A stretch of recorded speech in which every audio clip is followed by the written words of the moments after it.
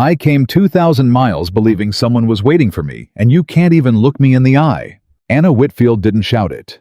She said it quietly on a train platform in Montana. With one tear she refused to let fall, running down her face, and those words hit Caleb Dawson harder than anything he'd prepared to say to her. He had $65 in his pocket, a speech, and a plan to send her straight back east. He was a man who had sworn he would never take a mail-order bride. But the moment she said those words, every wall he'd spent 8 years building developed a crack he couldn't explain. Subscribe to our channel and follow this story to the very end, and tell us in the comments what city you're watching from. I want to see exactly how far this story has traveled. Caleb Dawson had not been to Raven Creek in 4 months. He had reasons for staying up on the mountain. Good reasons. The cattle needed watching. The fence line along the North Ridge had been breaking in 3 places since the spring thaw. The wood supply needed splitting before fall came down hard and fast, the way it always did in Montana.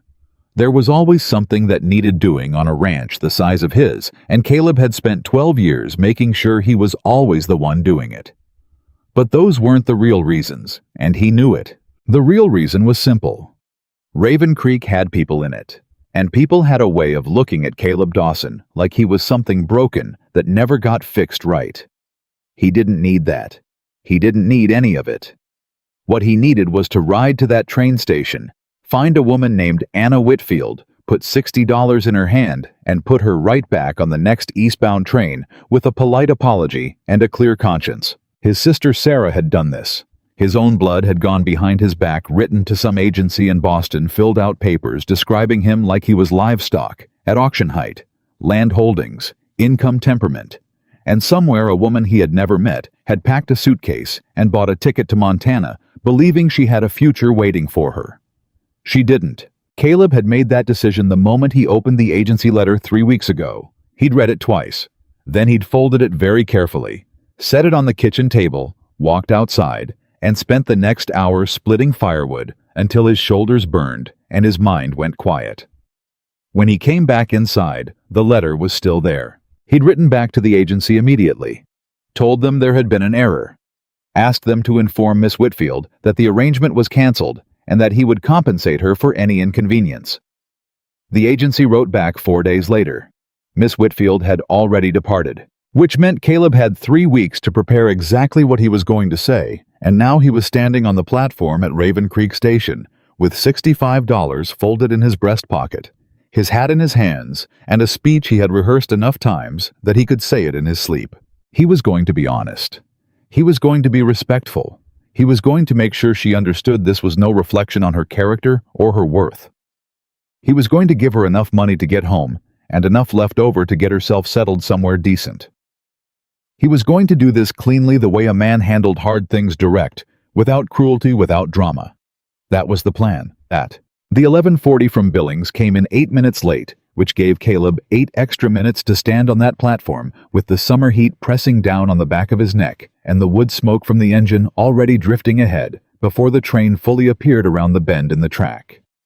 He watched the passengers come down, a family with 3 children, the youngest one already crying before her feet hit the platform. A drummer in a checked suit carrying 2 sample cases. An older couple moving slow and deliberate, the man keeping his hand at his wife's elbow like he'd been doing it for 40 years. 2 young men who looked like they were heading somewhere they hadn't thought all the way through yet. Then the steam shifted, and Caleb saw her.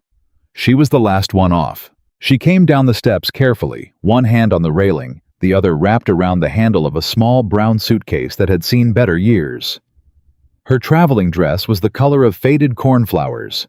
The dust of 2 days of rail travel settled into every fold of it. Her hair was pinned up under a hat that had probably been pretty once. She was younger than he expected, mid-20s at most, and she was looking at the platform around her with the particular expression of someone who has arrived somewhere and is not entirely sure what they will find. Then he saw the tear. Just one. Running down the left side of her face. She caught it almost immediately with the back of her gloved hand, a small practiced motion, like someone who had taught herself not to cry in public and was still working on the lesson. She squared her shoulders. She looked up. And she found him. She knew him right away, probably from whatever description Sarah had put in those letters, because she walked toward him with her chin level and her eyes steady, and Caleb felt the $65 in his pocket suddenly feel like the most inadequate thing he had ever owned. "Mr. Dawson." Her voice was quieter than he expected, controlled, like she was keeping it on a short rope. "Miss Whitfield." He kept his hat in his hands. He had been raised to hold his hat when he was speaking to a woman, and some things stuck even when everything else had changed. She stopped about 3 feet from him, close enough to be polite, far enough to be careful. "I'm aware," she said, "that your expression is not what most women hope to see when they step off a train." That surprised him. He hadn't expected that kind of directness. "Miss Whitfield, you didn't ask for me." It wasn't a question. She was simply stating what she could already read on his face, in his posture, in the careful, deliberate way he was holding himself. "No," Caleb said. "I didn't. Your sister arranged this without your knowledge." "Yes." "And you came here today to tell me that?" "Yes." She looked at him for a long moment. Something moved through her eyes, not anger, not despair, something older than both of those things. Something that looked like a woman recognizing a situation she had already been preparing herself for. "I see," she said. She turned her head slightly and looked back at the tracks where the train had already begun pulling forward, moving on toward the next stop without her. "When does the next eastbound come through?" she asked. 4 days. Her jaw tightened, just barely, just enough that Caleb caught it. 4 days, she repeated mostly to herself. "I have money," Caleb said, reaching toward his pocket. "For a room at the boarding house, and your return fare, and extra enough to get yourself settled when you get back east." She looked at his hand reaching toward his pocket. Then she looked up at his face. "Mr. Dawson," she said very quietly, "please don't." He stopped. "I'm not angry with you," she said. "You did nothing wrong. But if you take that money out right now on this platform in front of these people—" She didn't move her eyes toward the other passengers lingering nearby, but he understood. "I will have to work very hard not to feel like something being returned at a general store." Caleb put his hand back down. He felt something shift in his chest. Not softness exactly, more like the recognition of a person standing in front of him, who had more dignity than her circumstances were giving her room to show. "I'm sorry," he said. "That wasn't my intention." "I know it wasn't." She picked up her suitcase. "Is there a place I can sit and think for a moment? A diner, perhaps? Or—" She stopped. Her hand went to the side of the suitcase. Then she let it go. The suitcase hit the platform, and Anna Whitfield went down with it. Caleb moved before he thought about it, catching her by the arm before she hit the boards. She grabbed his sleeve with both hands, and he felt how cold her fingers were, even through his shirt. "I'm fine," she said immediately. "You're not fine. I just need a moment. When did you last eat?" She didn't answer. Caleb looked at her face, pale underneath the travel dust, the faint blue shadows under her eyes that weren't just from a bad night's sleep on a train. "Miss Whitfield, when did you eat last?" She raised her eyes to his, and the pride in them was considerable, but it was fighting a losing battle against something much more basic. "Yesterday morning," she said. "There was a delay outside of Billings, and I miscalculated what the journey would cost. I had enough for my ticket, and I thought—" She stopped herself, started again. "I budgeted incorrectly. It doesn't matter." It mattered enormously. She had traveled 2,000 miles on one meal and was standing on a platform in a town she'd never seen, being told to go home, and she still hadn't cried again. She'd caught that one tear, and she hadn't let another one follow it. Caleb picked up her suitcase. "Come on," he said. "Mr. Dawson, you don't need to. I'm not putting you on a train in 4 days if you collapse before you make it to the train." He kept walking toward the station exit. "There's a diner across the street. You're going to sit down and eat something, and then we'll discuss what happens next." She stood still for a moment. Then she followed him. Bed. Ida May's place wasn't much to look at, but the coffee was strong and the pie was honest. And Ida herself had the good sense not to ask too many questions when Caleb Dawson walked in with a stranger and a grim set to his jaw. She brought coffee without being asked and disappeared into the kitchen. Anna sat across from Caleb with her hands wrapped around the coffee cup and some color coming back into her face. She didn't speak right away. She was proud he could see that clearly, and accepting anything from him was costing her more than she was going to let show. "You don't have to watch me eat," she said without looking up from her cup. "I'm not watching you. I'm drinking coffee." "You're watching me." He looked out the window at the street. She almost smiled. He caught the edge of it before she brought it back under control. Ida came out with a plate. Eggs, biscuits, a thick slice of ham, and set it in front of Anna. Anna looked at it for just a moment with something so raw and unguarded in her face that Caleb made himself look out the window again.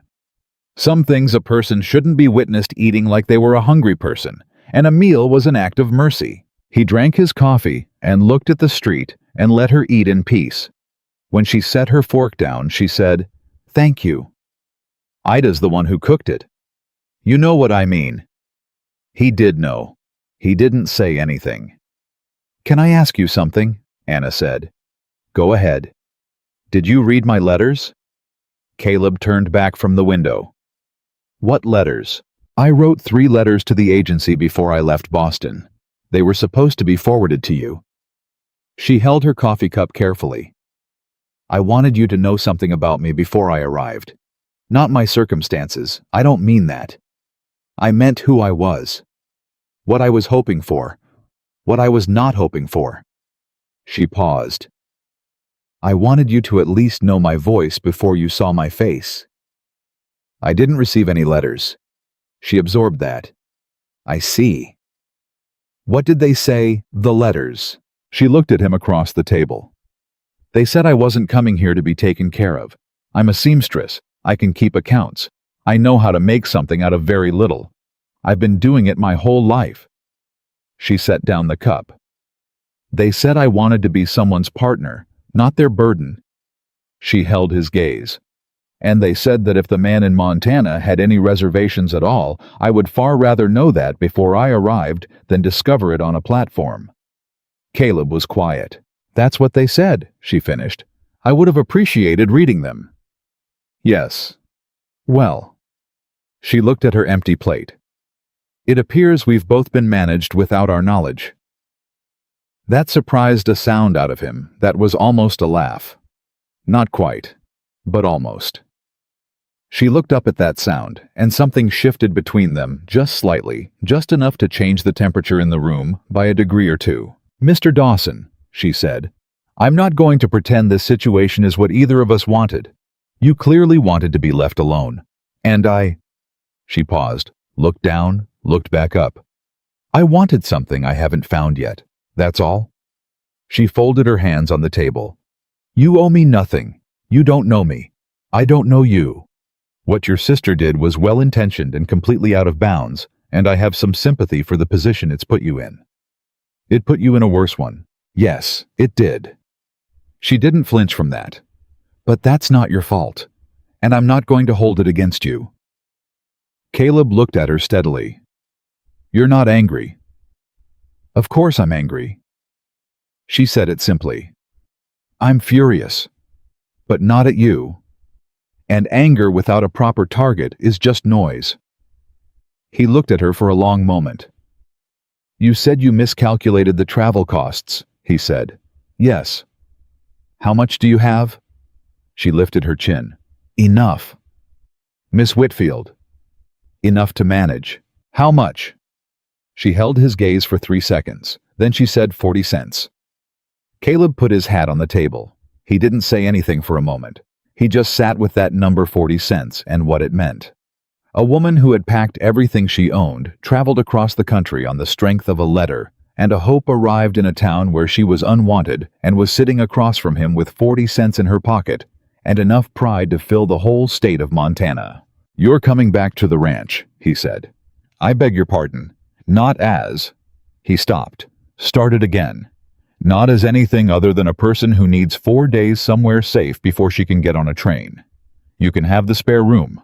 I'll sleep in the barn if that makes you more comfortable. Mr. Dawson, that isn't necessary. It's 4 days, he said. You're not staying at the boarding house on 40 cents, and I'm not leaving you on a platform. He picked up his hat. Those are the facts of the situation. We can argue about them if you want, but I'd rather just deal with them. Anna looked at him for a long measuring moment. You said you came here to send me back, she said. I did. And now you're inviting me to your ranch. For 4 days. Why? He thought about it honestly. Because, he said, you wiped that tear off your face, and you asked about the next train instead of falling apart on the platform.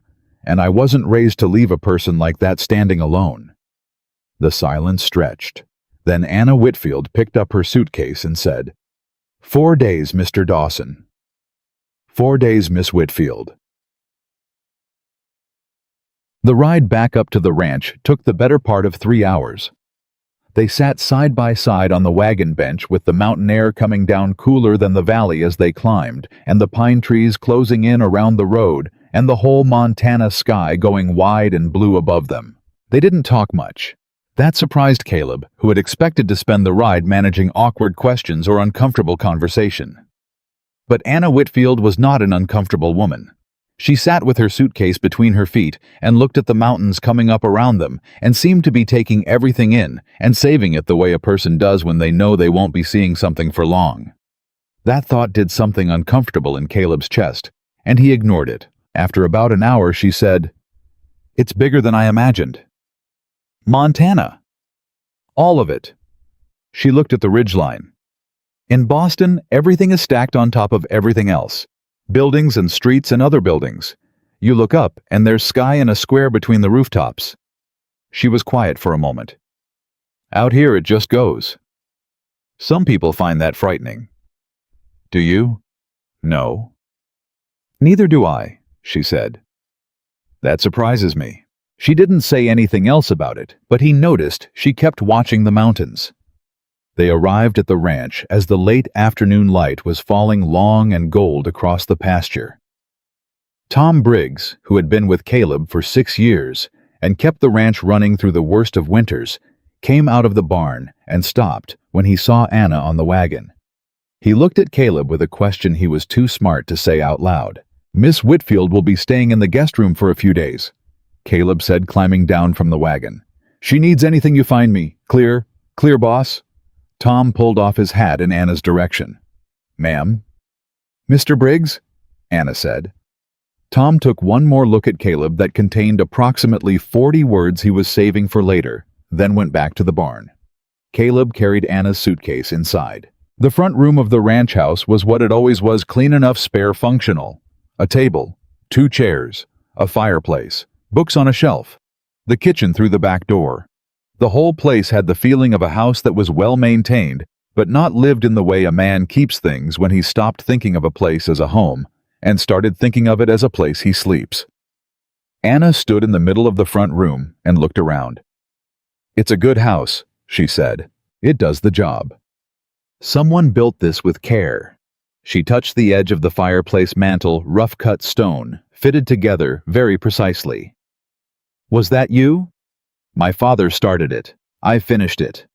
She looked at the stonework for a moment. He taught you well. He tried. She turned and looked at him with something careful in her expression. I'd like to be useful while I'm here, she said. I'm not able to sit idle. If there's something that needs doing, mending, cooking, whatever you need, I'd like to contribute. I don't take things I haven't earned. You don't have to. I know I don't have to. Her voice was even. I want to. There's a difference. She held his gaze. I know how to cook. If you'll tell me what supplies you have, I'll start on supper. Caleb looked at her for a moment. Then he said, Pantry's through the kitchen. Help yourself. She nodded and went through to the kitchen with the quiet efficiency of someone who had learned to make themselves useful in other people's spaces a long time ago. Caleb stood in the front room and listened to the sounds of her moving through his kitchen, the soft sound of the pantry door opening. Cupboard latches, The pump handle at the sink sounds that the house had not made in a very long time. He put on his hat and went outside to do the evening chores. He did not examine what those sounds did to the inside of his chest.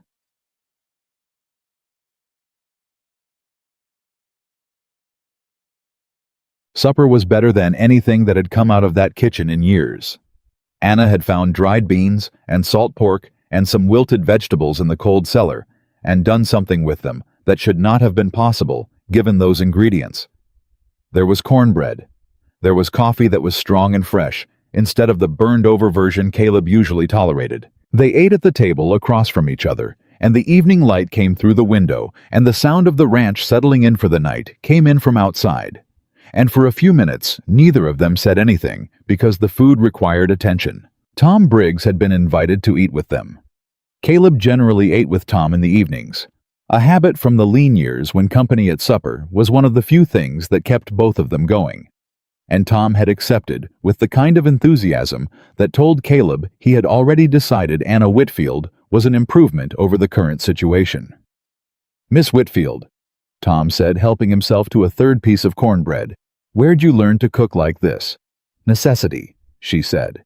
"Best teacher there is," Tom said seriously. "I couldn't agree more."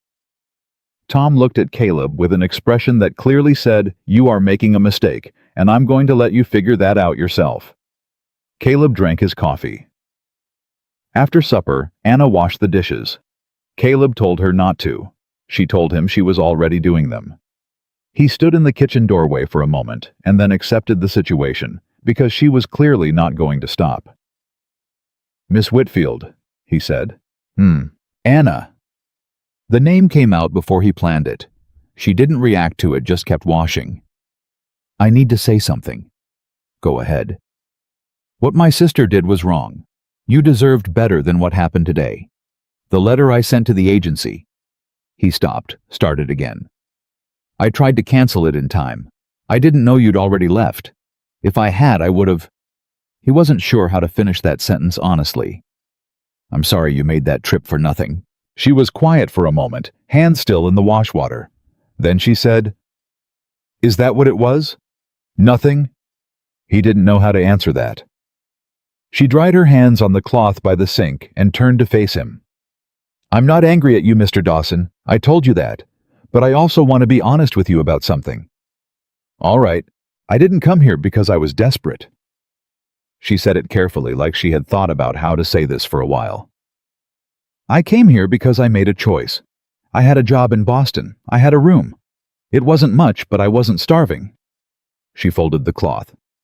"I came because I wanted something I couldn't find there. Not a husband exactly, or not just a husband. I wanted a life that felt like it was mine. Space, work that meant something.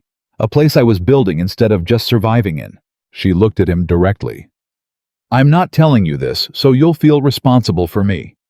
I'm telling you so you understand that I knew what I was doing when I got on that train.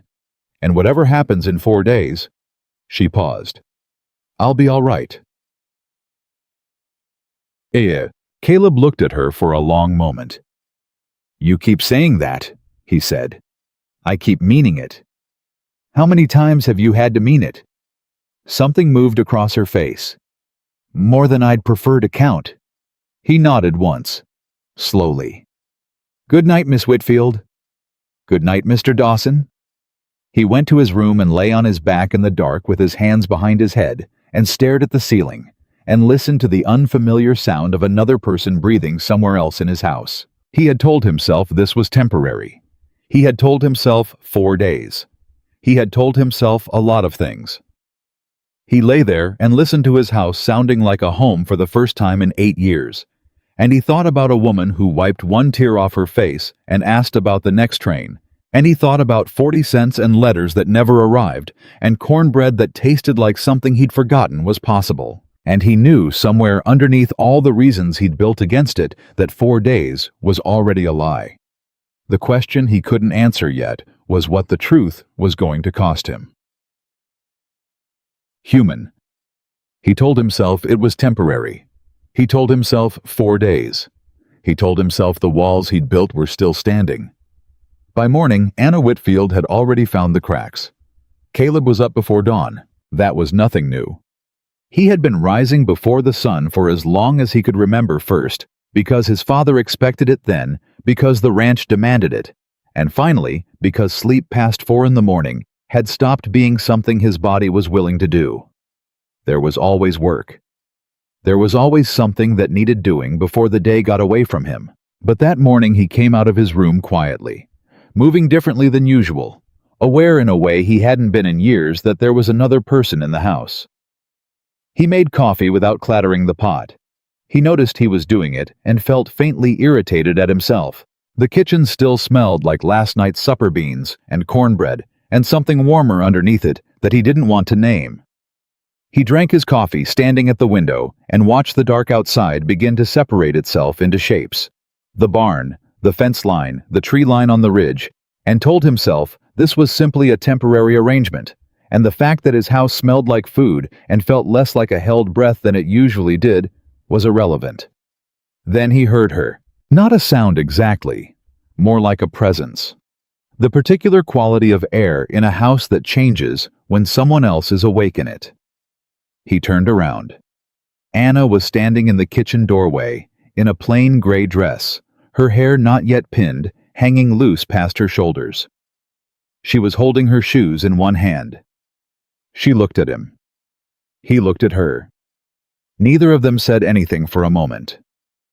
"I thought you'd still be asleep," he said. "I thought the same about you." She came in and sat down at the table and began putting on her shoes. "How long have you been up?" "A while." "There's coffee." He got her a cup without thinking about it. Set it in front of her. She wrapped both hands around it the same way she'd wrapped them around the cup at Ida May's the day before, and the familiarity of the gesture did something peculiar in his chest that he addressed by going to look out the window again. "You don't have to be up," he said. "You traveled 2 days. Sleep." "I slept." She tied her second shoe. "What needs doing this morning?" "Nothing that requires you." "Mr. Dawson?" Her voice was patient the way a teacher is patient with a student who keeps making the same mistake. "I told you last night. I don't sit idle. Tell me what needs doing or I'll find it myself, and you might not like what I find." He turned around. "What does that mean?" She looked up at him calmly. "It means I noticed your account ledger on the shelf in the front room last night, and I have a feeling about what I'd find if I opened it." Caleb went very still. "You're not touching my accounts." "I'm not going to touch them. I said I had a feeling." She drank her coffee.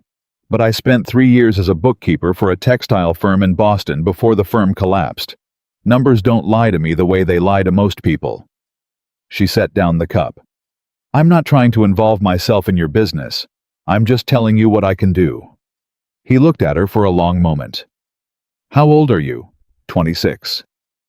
"You ran accounts for a textile firm at 23. At 21. She said it without any particular pride, just accuracy. "I started young." He wanted to ask more. He told himself he didn't need to know more. "The chickens need feeding," he said instead. "Feed buckets by the back door." She stood up. "Is that all?" "For now." She took the feed bucket and went out the back door, and Caleb stood in his kitchen and drank his coffee and listened to the sound of her moving across the yard. And he thought about a woman who ran accounts at 21 and traveled 2,000 miles on 40 cents and still had the composure to ask whether there was anything else she could do.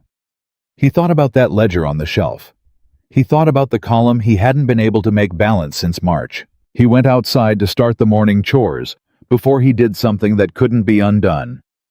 By the time Tom Briggs arrived at the barn, Anna had already fed the chickens, found the egg basket, collected what the hens had left overnight, and was making a case to the barn cat, who was watching her from a fence post with aristocratic indifference, that he would be better served by catching mice than by looking decorative. Tom watched this for a moment. "Cat's name is General," he offered. Anna glanced at him. "He has a general's opinion of himself.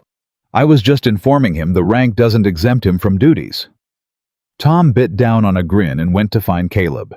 He found him in the north pasture checking the fence line, the same fence line he'd been checking every morning for 6 weeks without fixing it, which Tom had long understood was less about the fence and more about having somewhere to go when Caleb Dawson didn't want to think about something. "She's a worker," Tom said, falling into step beside him. "4 days," Caleb said. "Right. That's the arrangement." "Sure, boss." "She's leaving on the Thursday train." "Course she is." Tom was quiet for a moment. Then carefully, "That ledger keeping you up?" Caleb's jaw tightened. "The ledger's fine. The ledger hasn't balanced since before Easter, and we both know it." Tom kept his voice easy, the way you spoke to a man who was looking for a reason to be angry. "I'm not saying anything about her specifically. I'm just saying that if someone happened to be here who knew something about accounts, it might be worth the conversation." "Drop it, Tom." Dropped. They walked in silence. Then Caleb said, "She ran a textile firm's books at 21. Tom said nothing. He was a wise enough man to know when silence was the most powerful response available. 4 days, Caleb said again, but it sounded less certain than it had the first time. The trouble with Anna Whitfield. Caleb discovered over the next 36 hours was that she didn't make herself easy to ignore. It wasn't that she was loud about it. She wasn't. She was, in fact, one of the quieter people he'd been around. She didn't fill silence with noise, didn't chatter to make herself feel more present, didn't demand attention the way some people did when they were uncomfortable in a place. She simply moved through the ranch with a kind of calm competence that made itself impossible to overlook. She fixed the hinge on the kitchen cupboard that had been half off for 2 years. Not by asking him to do it by finding the tools herself, asking Tom where he kept them, and taking care of it while Caleb was out in the pasture. He came in for the midday meal and the cupboard door swung clean and even, and he stopped in the kitchen and looked at it and felt something that was half gratitude and half the specific irritation of a man who'd been planning to fix something and has just been quietly shown that he hadn't. She reorganized the pantry. Not dramatically, she didn't throw anything out or rearrange it beyond recognition. She simply put things in order so that you could see what was there and what was running low. Small things, practical things, things that made the house work better without making any noise about it. And she cooked. Caleb had not realized until someone else was cooking in his kitchen how long he had been eating to survive rather than to eat. Not bad food, he wasn't incompetent, but functional food. Food with no particular interest in being anything beyond fuel. Anna cooked like she believed a meal was worth the attention, and every time he sat down at the table across from her and Tom, it ambushed him a little. "You're going to ruin my appetite for my own cooking," Tom told her on the second evening. "Your own cooking ruined your appetite for your own cooking," Anna said. "I've seen what's in that pot you keep behind the barn." Tom pointed at her. "That's a private stew."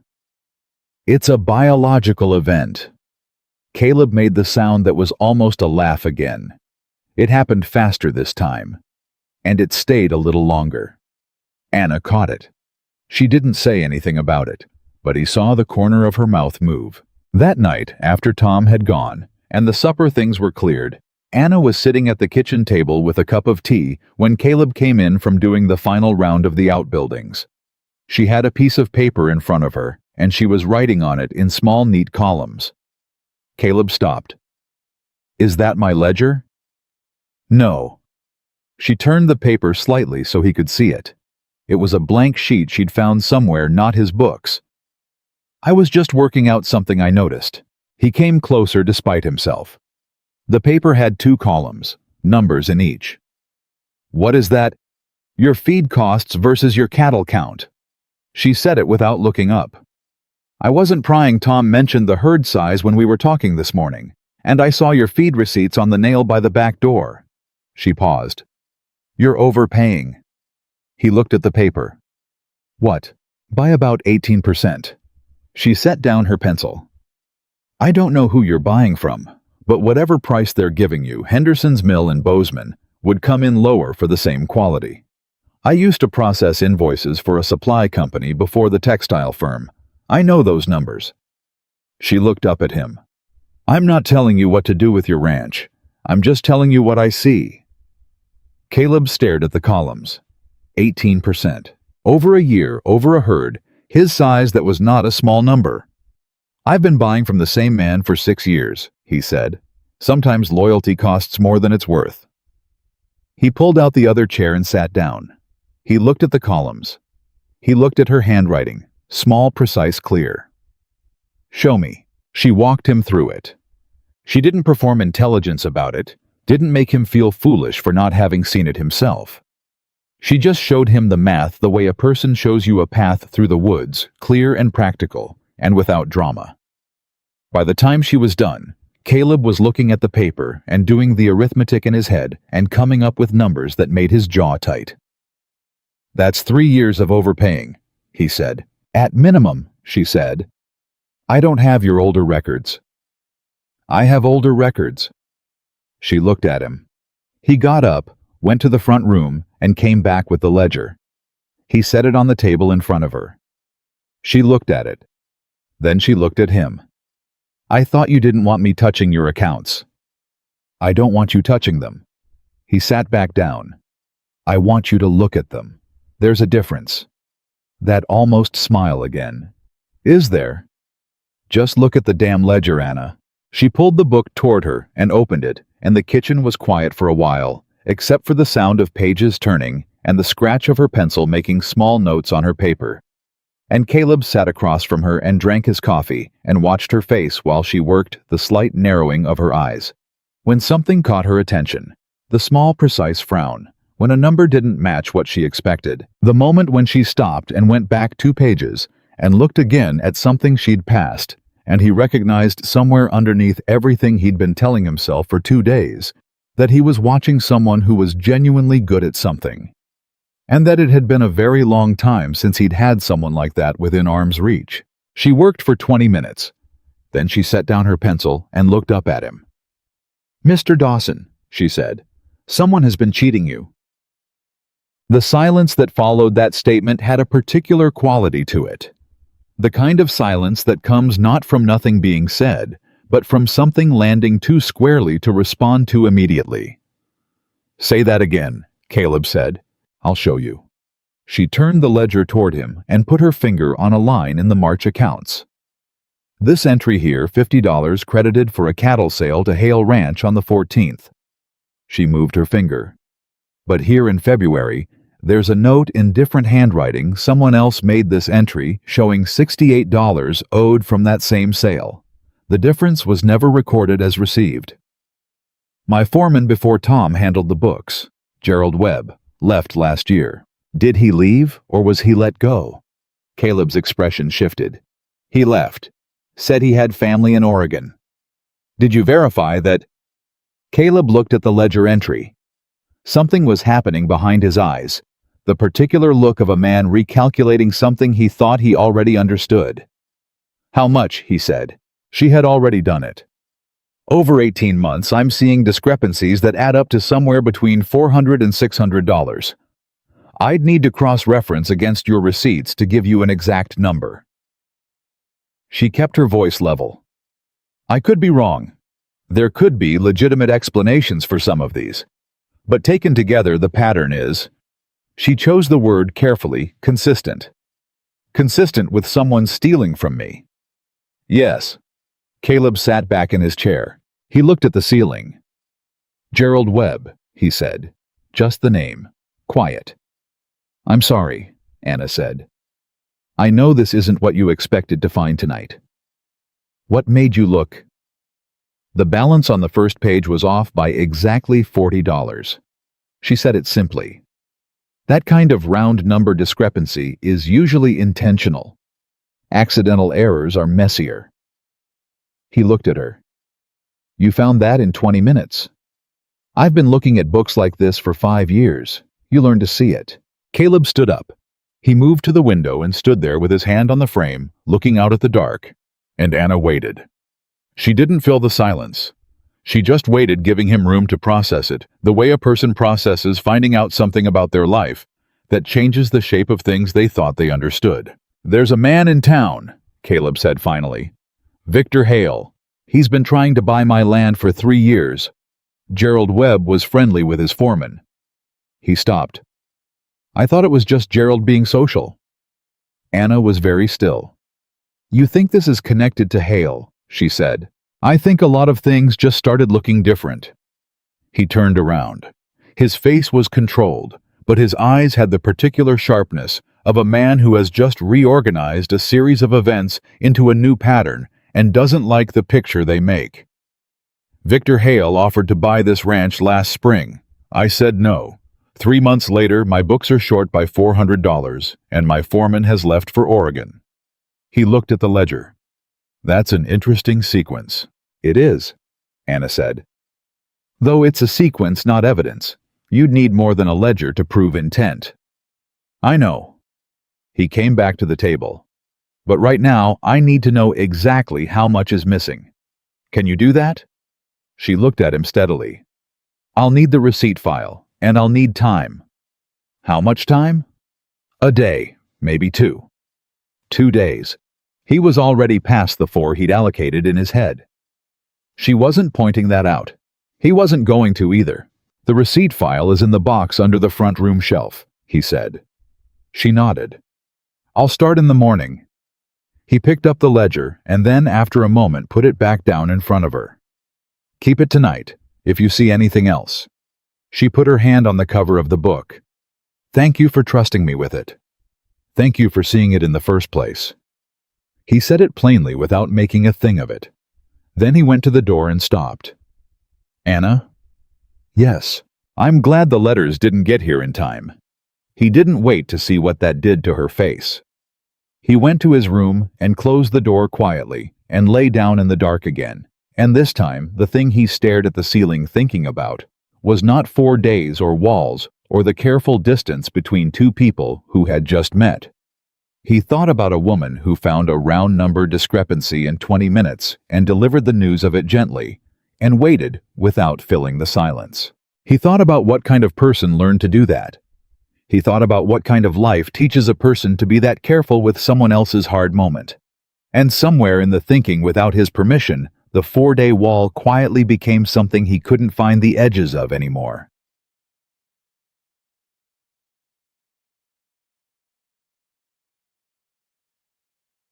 Morning came, and with it a visit Caleb hadn't expected. He heard the horse before he saw the rider, a big gray, the kind that cost more than most men earned in a season.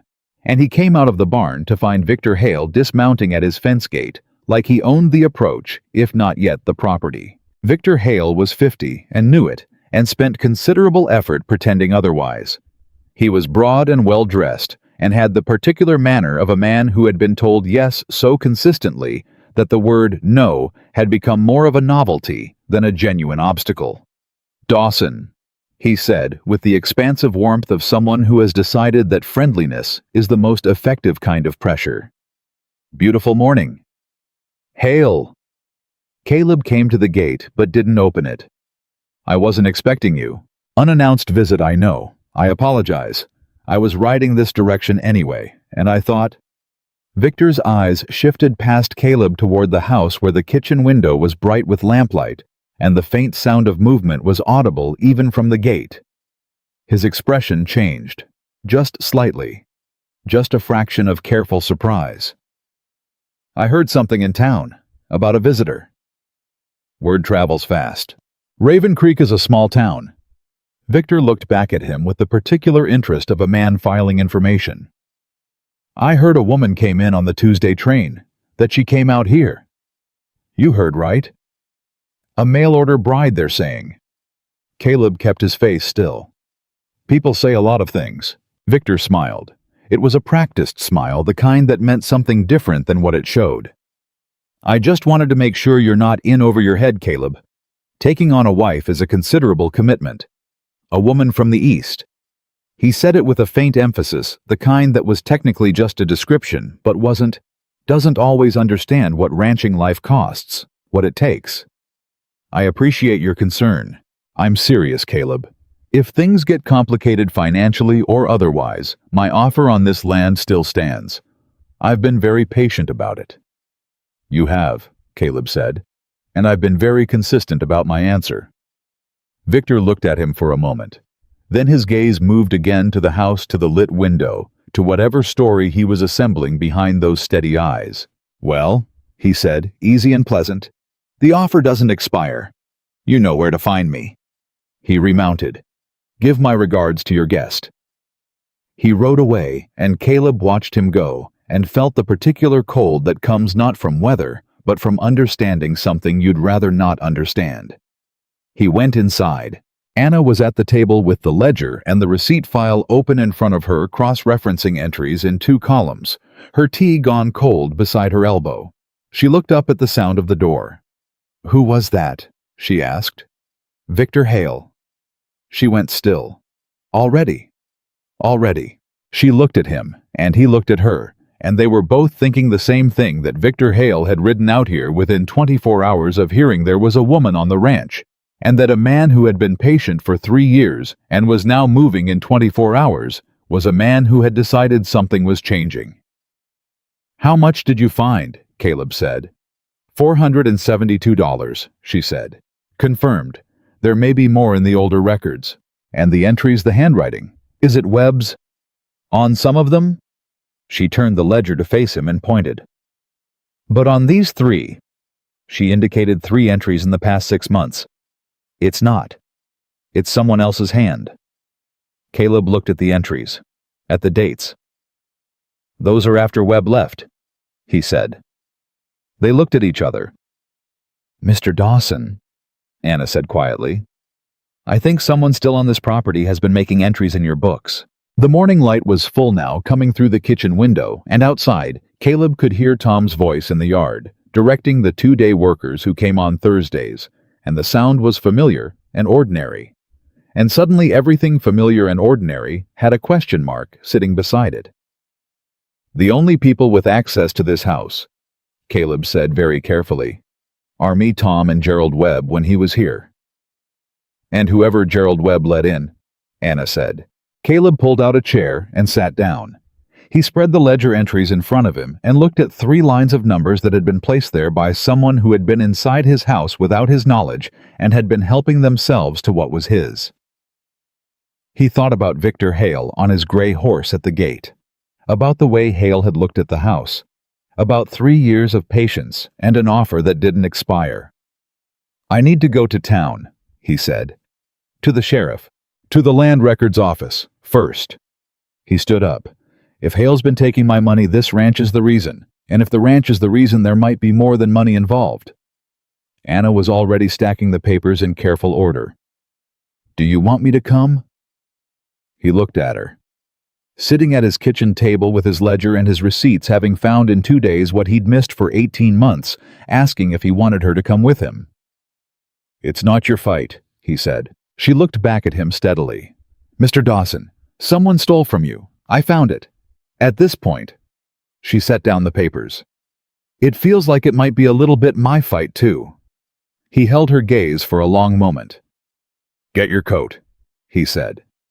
She stood up and went to get her coat, and Caleb watched her go, and thought about the fact that 2 days ago he had stood on a train platform with $65 in his pocket and a plan to be alone again by Thursday. Thursday was tomorrow. He hadn't mentioned it. She hadn't either. And somewhere between the ledger and the receipt file and 3 lines of someone else's handwriting in his books, the Thursday train had quietly slipped from both their minds, like something that had never quite been real to begin with. The Land Records office in Raven Creek was run by a man named Elias Pruitt, who had held the position for 19 years, and approached every inquiry with the specific combination of slowness and suspicion that comes from spending 2 decades watching people try to find reasons to take things away from other people. He looked at Caleb over the top of his spectacles, then he looked at Anna, then back at Caleb. Ranch records for the Dawson parcel, he said. That's a significant request. It's my ranch, Caleb said. It shouldn't be a significant request. I need to find the file. Then find it. Pruitt disappeared into the back room with the unhurried pace of a man who had decided that urgency was other people's problem. Anna stood beside Caleb at the counter and didn't say anything, but her hand moved to the folded papers in her coat pocket. The ledger summaries she'd copied out that morning in her careful columns, and he saw her press them slightly, the way a person confirms something is still there. You all right? He said quietly. I'm fine. She said it the same way she'd said it on the platform 2 days ago, and he recognized now what he hadn't recognized then, that it was armor, not assurance. That I'm fine was the sentence she put in front of herself when she was walking into something that might not be fine at all. Anna! She looked up at him. Whatever we find in those records, he said, I want you to know something. What? You didn't have to do any of this. The ledger. Coming today. None of it. He kept his voice low. You could have sat in that guest room for 4 days and waited for your train. I wouldn't have thought less of you. She held his gaze for a moment. I know, she said. That's not the kind of person I am. I'm starting to understand that. She looked at him with something careful and steady in her eyes, the particular look of someone deciding how much of a thing to say. Then Pruitt came back from the rear of the office carrying a thick brown folder, and the moment closed over itself. Pruitt set the folder on the counter. He opened it with the deliberate care of a man who wanted everyone to see that he was being thorough, and began spreading documents across the surface. Caleb leaned in. He found what he was looking for on the 3rd page. An application for land survey reassessment, filed 4 months ago, with the signature of the filing party on the bottom line, Gerald Webb. Caleb straightened up slowly. What does a survey reassessment do? He asked. Pruitt glanced at him over the spectacles. Technically, it opens the parcel to boundary review. If a neighboring landowner has evidence of historical encroachment, disputed fences, unclear deed markings, a reassessment allows them to petition for a formal boundary hearing. And during that hearing, the original deed is examined. If there are irregularities, such as, Pruitt hesitated. He was looking at the folder now with the expression of a man who had just understood something about why this particular request had been filed in the first place. Such as a discrepancy in the original land purchase, unpaid taxes, disputed, transfer the parcel could theoretically be placed in receivership pending resolution. And who filed for the boundary petition? Caleb said. After Webb filed for the reassessment. Pruitt turned to the next document. Anna got there first. Her finger landed on the name before Pruitt had finished turning the page. Hale Ranch, she said, quietly, without any particular inflection, the way you say a thing that doesn't surprise you, but confirms something you needed confirmed. The 3 of them stood around the folder. Caleb looked at the petition, at the date, at Gerald Webb's signature on the reassessment application, at Victor Hale's attorney's name on the boundary petition that followed 6 weeks later, neat as a trap snapping shut. How long does a boundary hearing take? Caleb asked. Pruitt looked deeply uncomfortable. Months, possibly longer if the filing party requests extension. And while the hearing is pending, can the land be sold? A pause. Not easily. But the original owner's ability to secure credit against it to expand to the practical effect is a cloud on the title. Most banks won't lend against a parcel in active dispute.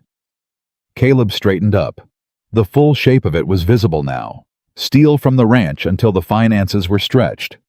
File a fraudulent survey dispute to cloud the title. Wait for Caleb to run short on credit and operating funds. Then arrive with an offer that was the only available exit.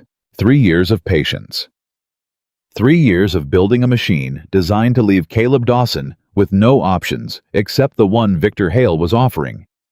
Can this petition be challenged? Anna asked. Pruitt looked at her. He had been looking at her the way men looked at women who spoke with authority in official offices, with the specific uncertainty of someone who hadn't decided yet whether to be dismissive or taken aback. The ledger summaries she produced from her coat pocket made the decision for him. She laid them on the counter. The boundary petition is based on Gerald Webb's survey reassessment application. Webb was employed by Caleb Dawson. These are records showing that Webb was also defrauding Mr. Dawson during the same period, misappropriating funds and making unauthorized entries in the ranch accounts. If his employment was obtained under false pretenses, or if he was acting as an agent of another party while employed here. She looked at Pruitt steadily. Then the survey reassessment he filed on behalf of a ranch he was being paid to defraud is not a legitimate document. It's part of the fraud. Pruitt stared at her. Then he looked at Caleb. "Who is this woman?" "She's with me," Caleb said. Pruitt looked back at Anna's ledger summaries. He picked one up. He was quiet for a full 30 seconds reading. "These would need to be submitted formally," he said finally, "accompanied by an affidavit, and they'd need to be reviewed by the territorial court before they could be used to challenge a pending petition." "How do we submit them?" Anna asked. "There's a form. Can we do it today?" Another pause. Pruitt looked at the ledger summaries. He looked at the boundary petition in the folder. He was a man who had watched a great many documents pass across his counter for 19 years, and he appeared to be performing the particular arithmetic of a person who has just understood which side of something he wants to be on. "I can have the form ready in 20 minutes, he said. They were outside the records office an hour later. Caleb had the challenge documents in hand, properly witness stamped, entered into the official log. It wasn't a victory, not yet. Pruitt had been clear about that. The territorial court would need to review, there would be hearings, it would take time. But the petition was now formally contested, and Victor Hale's attorney would receive notification within the week. The machine had a stick in its gears. Caleb stood on the boardwalk in front of the office and looked at the documents in his hand, and felt a complicated mixture of cold fury and something that was almost not quite, but almost relief. Anna stood beside him. She had her coat buttoned against the morning chill, and she was looking down the main street of Raven Creek, with the expression of someone who has just done a hard thing and is letting the adrenaline of it settle. "You knew about the survey application," Caleb said. "Before Pruitt showed us, you knew what to look for." "I knew what kind of scheme this was the moment you mentioned Hale had been patient about buying your land for 3 years, she said. "Patient men with money and lawyers don't just wait out of goodwill. They wait because they're building something." She pulled her coat tighter. "I've seen it before. In Boston, the textile firm I worked for, the man who bought it when it failed had been quietly buying up our supplier contracts for 2 years beforehand, making sure we'd fail on schedule. What happened to the people there when the firm went under?" "Most of them lost their work." She paused. "I lost mine." He looked at her. "That's why you left Boston?" "That's one of the reasons." She said it simply without making it large. When the thing you've built your life around collapses, you can either rebuild in the same place or go somewhere you can build something different. She glanced at him sideways. "I chose different." They walked toward the wagon. The morning had shifted into midday, and the town around them was running at its usual pace, and Caleb was aware in the particular way you become aware of how you appear in a town where people know you that he and Anna were being watched. Not aggressively, just the quiet, constant attention of a small town taking inventory of something new. He had lived in Raven Creek for 12 years. He knew every face. Most of them were decent people. But some of them would talk, and some of them would talk to the wrong people, and Victor Hale was clearly a man with good sources. He was thinking about that when he heard the voice. Caleb Dawson. He turned. Wade Mercer, one of Hale's men. Not his foreman lower than that, but the kind of man who was never too far from Victor Hale's business. Broad, deliberate, with the careful posture of someone who had been told to do a thing and was calibrating how to do it in public. He was looking at Anna. "This the mail-order bride," he said, with a smile that had nothing friendly in it. Caleb took one step forward, very controlled. "What do you need, Mercer?" "Just being neighborly." Mercer kept his eyes on Anna.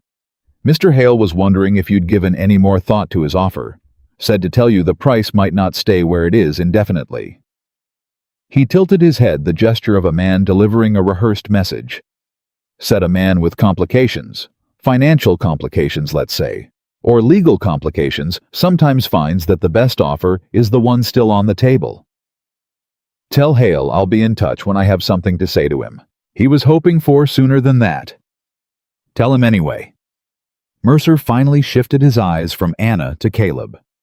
Something in Caleb's expression apparently informed him that the pleasant part of the conversation was concluded. He nodded once and moved off down the street. Caleb turned back to the wagon. Anna was already walking. Her pace was steady. Her chin was level, and she didn't say anything until they were at the wagon, and he was helping her up to the bench, and then she said quietly, and without looking at him, "He was trying to rattle me." "Yes." "Did it work? Did it look like it worked?" She settled onto the bench. "I've been rattled by better men than Wade Mercer."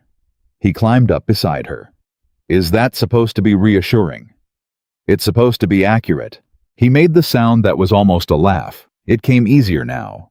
He noticed came faster and clicked the horses forward, and they moved off down the main street of Raven Creek, with the afternoon light falling flat and warm across everything, and Anna sitting straight-backed beside him, with her hands in her lap, and the composure of someone who had decided a long time ago that dignity was the one thing she would not let be taken from her. He drove for a while in silence. Then he said, "Mercer called you my mail-order bride." "I heard him. You didn't react." She was quiet for a moment. "It doesn't matter what Wade Mercer calls me. It matters to me." She turned her head and looked at him. He kept his eyes on the road ahead, but he felt her looking, felt the weight of her attention, the way you feel a change in temperature. "Why?" she said. He didn't have a clean answer for that. He had the truth, which was more complicated than a clean answer. He'd been working his way toward it for 2 days now, circling it the way a man circles something he knows is there, but isn't quite ready to touch. "Because how people talk about someone in this town follows them," he said finally. "And I don't want what Mercer said to be the story people tell about you here." She was quiet for a moment. "What story would you want them to tell?" He thought about it honestly. "The one that's true." She turned back to the road. Neither of them said anything else for a while, but the silence had a different texture than it had before. Warmer, more deliberate. And Caleb was aware of how close she was on the bench. Aware of it in a way he hadn't let himself be aware of anything in a very long time. They were 2 miles from the ranch when Tom came riding hard toward them down the road. Caleb knew from the pace of the horse that something was wrong before Tom was close enough to see his face. He pulled the wagon to a stop. Tom drew up beside them. His face was tight and his hat was pushed back, and he had the look of a man who had been moving fast for long enough to be worried about something real. "Boss," he said, "you need to come back now." "What happened?" "Hale's men, 3 of them, came to the north fence about an hour ago. Said they were doing a survey check. Danny and Pete were up there the day workers, and they said the men had papers. Official-looking papers." Caleb felt the cold settle in his chest again. Survey papers. Something like that. Danny didn't know what they said. He told them to leave, and they did, but... Tom looked at the ridge in the distance. "Pete tracked them when they rode off. Boss, they went on to the north pasture, moved 2 of your cattle markers." The deliberate quality of it. The morning visit. The reassurance that the offer was still on the table. And while Caleb was in town at the records office, Hale's men were on his land moving markers. Not waiting for the legal process to work. Moving ahead of it. Creating physical evidence to support the boundary claim before the court challenge could gain traction.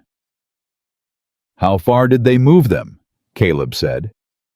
"Pete said about 40 feet into your north boundary line."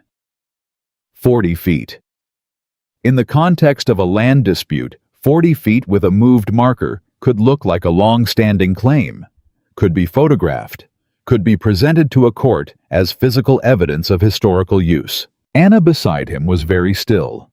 He could see her working through it the same way he was. "Is Pete up there now?" Caleb said. He stayed to watch. "And the markers?" "Still moved. I didn't want to touch them until I talked to you." Caleb thought for 2 seconds. "Ride back and stay with Pete. Don't move anything. And Tom?" Tom was already turning the horse. "I need you to find Reverend Alcott. He's the closest thing to an impartial witness this town has. Ask him if he'll ride up to the north pasture tomorrow morning to document what the markers looked like when we found them. The preacher as a witness. Courts respect clergy, and Hale can't accuse Alcott of being in my pocket." Tom nodded and rode. Caleb looked at the road ahead for a moment, then at Anna. "Hale moved faster than I expected. he said. He knew you'd been in town, she said. Mercer wasn't just delivering a message, he was keeping you occupied while his men were on your land. She said it very precisely, not with anger, but with the flat clarity of someone identifying a mechanism. He timed it. Caleb felt something tighten in his jaw. The sheer deliberateness of it. The architecture. This was not a man acting impulsively. This was someone who had been running a plan for 3 years and was now accelerating it because something had changed, because a woman had walked into the ranch and found what was in his books and filed a challenge at the records office, and Victor Hale had understood that his window was closing. We changed his timeline, Caleb said. Yes. Anna held his gaze. Which means from here, it moves fast. He turned the horses and drove toward the ranch. That evening, Caleb's sister Sarah arrived. He had not sent for her. She appeared at the door just as the sun was going down, having ridden from her place 12 miles east in the kind of purposeful hurry that told him someone had talked to her in town.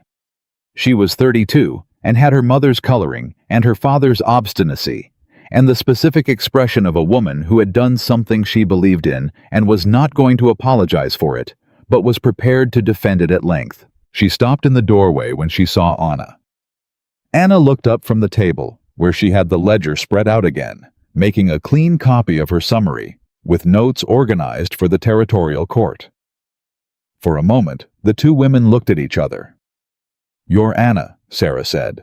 "You're Sarah," Anna said. "I wrote those letters." "I know." Anna looked at her steadily. "Sit down. There's coffee." Sarah looked at Caleb. Caleb looked back at her with the expression he had been saving for this conversation since approximately 3 weeks ago. "Caleb," she started. "Sit down," he said. She sat down. He told her. All of it. The ledger, Webb, the survey application, the boundary petition, Hale's men on the north pasture, Mercer in the street, Anna's work at the records office. What was filed, what was challenged, what was still at risk. Sarah was quiet through all of it. She had the Dawson trait of holding very still when she was alarmed, going quiet rather than loud, and by the time Caleb finished, she had gone very still indeed. "Webb," she said. "I hired Webb. You were up on the ridge that spring, and you needed a foreman, and I put him in touch with you." She was looking at the table. "He was recommended by someone in town. I didn't verify, I just—" She stopped. "Who recommended him?" Anna said. Gently, not accusingly, just the precise question. Sarah looked up. Her eyes moved to Anna's face, and something shifted in them, a recognition maybe of a woman who asked the exact question that mattered, without making you feel small for not having asked it yourself. "Chester Bird," she said. "He works at the feed store. I didn't think—" She stopped again. "Chester Bird is friends with Hale's foreman." The room was quiet. The whole machine visible at once now. Every gear, every connection. Chester Bird recommending Webb to Sarah. Sarah trusting him because she trusted Chester. Caleb trusting him because Sarah vouched for him. Webb inside the ranch, inside the books for 18 months. "Sarah," Caleb said. His voice was controlled. "I'm not angry at you." She looked at him. "You're furious at me." "I'm furious at Hale. That's different." He held her gaze. "What you did writing to the agency, I was angry about it. I'm still not sure how I feel about it. But—" He stopped, and his eyes moved briefly involuntarily to Anna, and then back to his sister. "That's a separate thing." Sarah watched that small movement. Something in her face changed. The defensiveness shifted into something quieter and more wondering. She looked at Anna. "Are you all right?" she said. "Coming all this way and finding all of this?" "I'm all right," Anna said. "You're not angry at me." Anna considered it. "You were trying to help your brother." She picked up her pencil. "I find it hard to be angry at that." Sarah looked at her for a long moment. Then she looked at Caleb. "I like her," she said. "I know," Caleb said. "Does she know you like her, Sarah?" "I'm just asking." "Get some coffee and stop asking." Sarah got up and got her coffee, and Caleb heard her laughing quietly in the kitchen, The first laugh in his house in longer than he wanted to count. And he sat across from Anna, who was writing her clean columns in the lamplight and not looking at him, but who had the corner of her mouth doing the thing it did when she was holding something back. "She's not subtle," Anna said. "She never has been." Is that a family trait? He thought about that. About standing on a train platform 2 days ago with $65 and a speech. About a ledger. About a land records office, and a form stamp, and the sound of a gavel making something official. "No," he said. "I've been told I'm very subtle." She looked up at him, and this time she didn't hold back the smile. It was a real one, full and unguarded, and exactly what her face looked like when she wasn't watching herself. And it lasted 3 seconds before she brought it back under control and looked at her papers again. 3 seconds. It was enough to rearrange several things inside Caleb Dawson's chest that had been sitting in their positions for 8 years. That night, with Sarah asleep in the front room and Anna working late at the table, Caleb came back from the final check of the outbuildings and stood in the kitchen doorway and said, "You should sleep. Soon. It'll keep until morning. I want to have it clean before the court date." She didn't look up. "If we get a hearing in the next 30 days, we need this organized so a judge can understand it in 5 minutes. Judges don't like reading long documents. How do you know what judges like? The textile firm dispute went to arbitration. I prepared the documents." She turned a page. "We lost anyway, but the arbitrator said our paperwork was exemplary." Caleb leaned in the doorway. The lamp was burning low, and the house was quiet, and outside the Montana night was doing what it always did, going deep and wide and full of stars, and he thought about exemplary paperwork prepared by a 23-year-old for a case she lost, for a firm that folded in a city she ultimately left, and all of that bringing her here to this table in his kitchen at 10 o'clock at night, fighting for a ranch she had no obligation to fight for. "Anna," he said. Why are you doing this?" She stopped writing. She set down her pencil, and she looked at the papers in front of her for a moment before she looked up at him. "Because it's right," she said. "That's not a complete answer." She held his gaze. "Because it's yours," she said. "This ranch, what you've built, what your father started and you finished." She paused. "Nobody should have that taken from them by a man like Victor Hale." He looked at her for a long, quiet moment. "You came here for a new beginning," he said. "That's what you told me on the platform." "Yes. Is this what you had in mind?" She held his gaze, and the lamplight made everything warm, and her eyes were very steady, and she said, "No, it's better." He straightened in the doorway. He wanted to say something. He had words available, he could feel them, but they were the kind of words that once said, changed the position of everything, and he wasn't ready. He hadn't figured out yet whether ready was something he was capable of anymore. So he said, "Don't stay up too late," and went to his room. He lay in the dark and stared at the ceiling and thought about 3 seconds of a real smile and the word better. And outside his window, the night was enormous and full of stars. And tomorrow, Victor Hale's attorney was going to receive a notification, and the gears of something large and dangerous were going to begin turning in earnest. He thought about all of that. He thought about it for a long time, and underneath all of it, steady and impossible to argue with, was the knowledge that 4 days had come and gone, and the Thursday train had left without her, and neither of them had said a single word about it. The notification reached Victor Hale's attorney on a Friday morning. Caleb knew because by Friday afternoon, Wade Mercer was back at his gate. This time he didn't bother with pleasantries. "Mr. Hale wants a meeting," Mercer said. "Tomorrow, his office in town.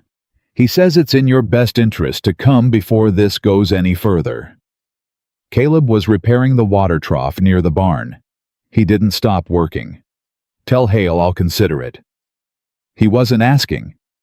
Caleb set down his hammer and looked at Mercer with the particular patience of a man who had decided exactly how much he was willing to be pushed. "Then tell him I'll consider his non-question and send word." Mercer's jaw tightened. He looked past Caleb toward the house the same way he'd looked in town, with the same studying quality that had nothing casual about it. His attorney says your challenge has some problems. The affidavit you filed, the court's going to want independent verification of the ledger discrepancies. A witness who isn't connected to the ranch. That's being arranged. Is it? Mercer's eyes came back to him. You've had some help with all this, I hear. Your guest. My guest's name is Miss Whitfield, and you'll use it. A beat of silence. Mercer recalibrated something. His attorney also says that if the woman is involved in filing these documents, her standing to do so might be questionable. She's not your wife. She has no legal stake in this property. Anything she submitted could be challenged on those grounds. Caleb kept his face completely still. Because Mercer was right. That was the thing about it. Mercer was right, and both of them knew it, and the particular smile that moved across Mercer's face was the smile of a man who has just placed something unpleasant directly in someone else's path and watched them see it. Good afternoon, Mercer, Caleb said. Mercer rode away. Caleb stood at the water trough for a moment, with his hammer in his hand, and the particular cold feeling of a problem that had just changed its shape. Then he went inside. Anna was at the table. She'd been at the table most of the morning organizing the court submission into the clear, logical order she'd been building for 3 days. She looked up when he came in. She read his face before he said a word. What happened? She said.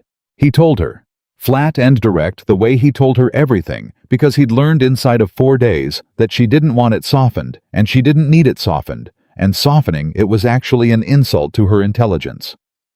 She listened without interrupting. When he finished, she was quiet for a moment. He's right, she said. I know. I have no legal standing here. I'm not your wife. I'm not your employee. I'm not even a formal witness. I'm a person who was staying in your house and happened to look at your books. She set her pencil down. Any document I've submitted can be challenged on the basis that I had no authority to access the records in the first place. You had my permission. Your permission isn't the same as legal authority. She folded her hands on the table. Hale's attorney is going to argue that you gave a stranger access to your private financial records, that she acted without formal standing, and that the challenge to the survey reassessment is therefore irregular. She paused. It might not hold up, but it creates delay, and delay is what he wants. Caleb sat down across from her. He looked at the organized papers between them, 3 days of her work, meticulous and clear, and built with the kind of care that told him she understood exactly what was at stake. What do we do? He said. She looked at him steadily. There are 2 options. The first is to find an attorney who can formally take over the submission and file it under proper legal authority. That takes time and money, and Hale's people will oppose every step. And the second. She held his gaze. The second is to remove the standing problem entirely. He understood what she was saying. He understood it completely, and the understanding moved through him like cold water, not unpleasant exactly, but clarifying the way cold water clarifies things that were previously blurred. Anna, I'm not suggesting it, as I'm not asking for anything. She said it quickly, clearly. I want to be absolutely clear about that. I am telling you it is a legal option that would resolve the standing question entirely, and I'm telling you as a practical matter, not as... She stopped. Started again. It's a solution. What you do with it is your decision. The kitchen was very quiet. Caleb looked at the woman across from him. At the organized papers. At the work of 3 days. At the careful distinction she had just drawn between a solution and an ask. You came here for a new beginning, he said. You keep coming back to that. I keep thinking about it. She looked at him. Why? Because I want to know if this... He gestured a small motion that encompassed the table and the papers and the ranch, and the last 5 days is the beginning you were looking for. It wasn't what I imagined, she said carefully. What did you imagine? I'm not sure. She looked at her hands. Something quieter, maybe. A man who needed someone to cook for him, and manage his household, and a simple life. She was honest about it, not romantic. I thought maybe simple was what I needed after Boston. But, she looked up. But nothing about you is simple, Caleb Dawson, and I've discovered that I don't actually want simple. She held his gaze. I want real. He sat with that. A week ago, he said, I was standing on a train platform, planning to put you on the next eastbound. I remember. I had $65 in my pocket and a speech. I remember that too. And now I'm sitting in my kitchen at 4 in the afternoon, discussing whether my legal best interest involves marrying a woman I've known for 5 days. The corner of her mouth moved. When you put it that way, it sounds somewhat chaotic. It is somewhat chaotic. Yes. She looked at him directly. It is. And I understand if that's... I'm not saying it as a complaint, he said. She stopped. He leaned forward with his forearms on the table and looked at her with the directness he used when he'd made a decision and was done circling it. I'm saying it as a fact. Because I want to ask you something, and I want to ask it clearly, not wrapped in legal arguments or practical solutions, and I need you to know that those are separate things. She was very still. Anna. He kept his eyes on hers. Do you want to be here? Not in the house, not on the ranch. She understood the question. Yes, she said, without hesitation. Not because of Hale, not because of the papers. No, not because of those things. Because of what then? She looked at him for a long moment. Because I have watched you for 5 days, and I know what kind of man you are. Not from what you've told me very little. From what you've done. How you spoke to me on the platform. How you said nothing while I ate at Ida May's. How you gave me a room and told me you'd sleep in the barn. She paused. How you told me you were glad the letters didn't arrive in time. She held his gaze. I know what kind of man does those things. Caleb was quiet for a moment. Then he said, I haven't said anything about what kind of man I am in 8 years. I know. The woman I was going to marry, the one who left. He stopped. He had told Anna almost nothing about this. The one evening he had come close, he had pulled back, and she had let him pull back.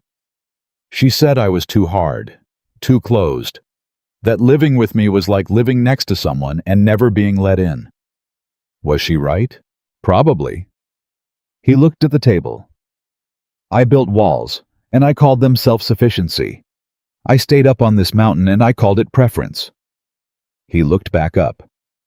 I don't know if I've changed. I don't know if I'm capable of... Caleb. Her voice was quiet and direct. I'm not her. Something loosened in his chest, slow and irreversible. No, he said. You're not. And I'm not asking you to be different than you are. I'm not asking you to be easier or more open or anything other than what you already are. She leaned forward slightly. I'm just asking you to let me be here. He looked at her for a long time. Then he said, Will you marry me? She held his gaze with those steady eyes. Is that the legal solution or the question? That's the question, he said. The legal solution can wait until you answer the question. She breathed once, slowly. Yes, she said. They were married the following Tuesday. Reverend Alcott, who had already ridden out to the north pasture to document the moved markers, as Caleb had asked, performed the ceremony in his office with Sarah as witness, and Tom Briggs standing in the back, trying to look like a man who hadn't been hoping for exactly this outcome since approximately day 2. It was not a large wedding.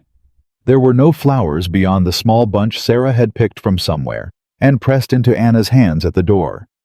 There were no guests beyond the 4 of them.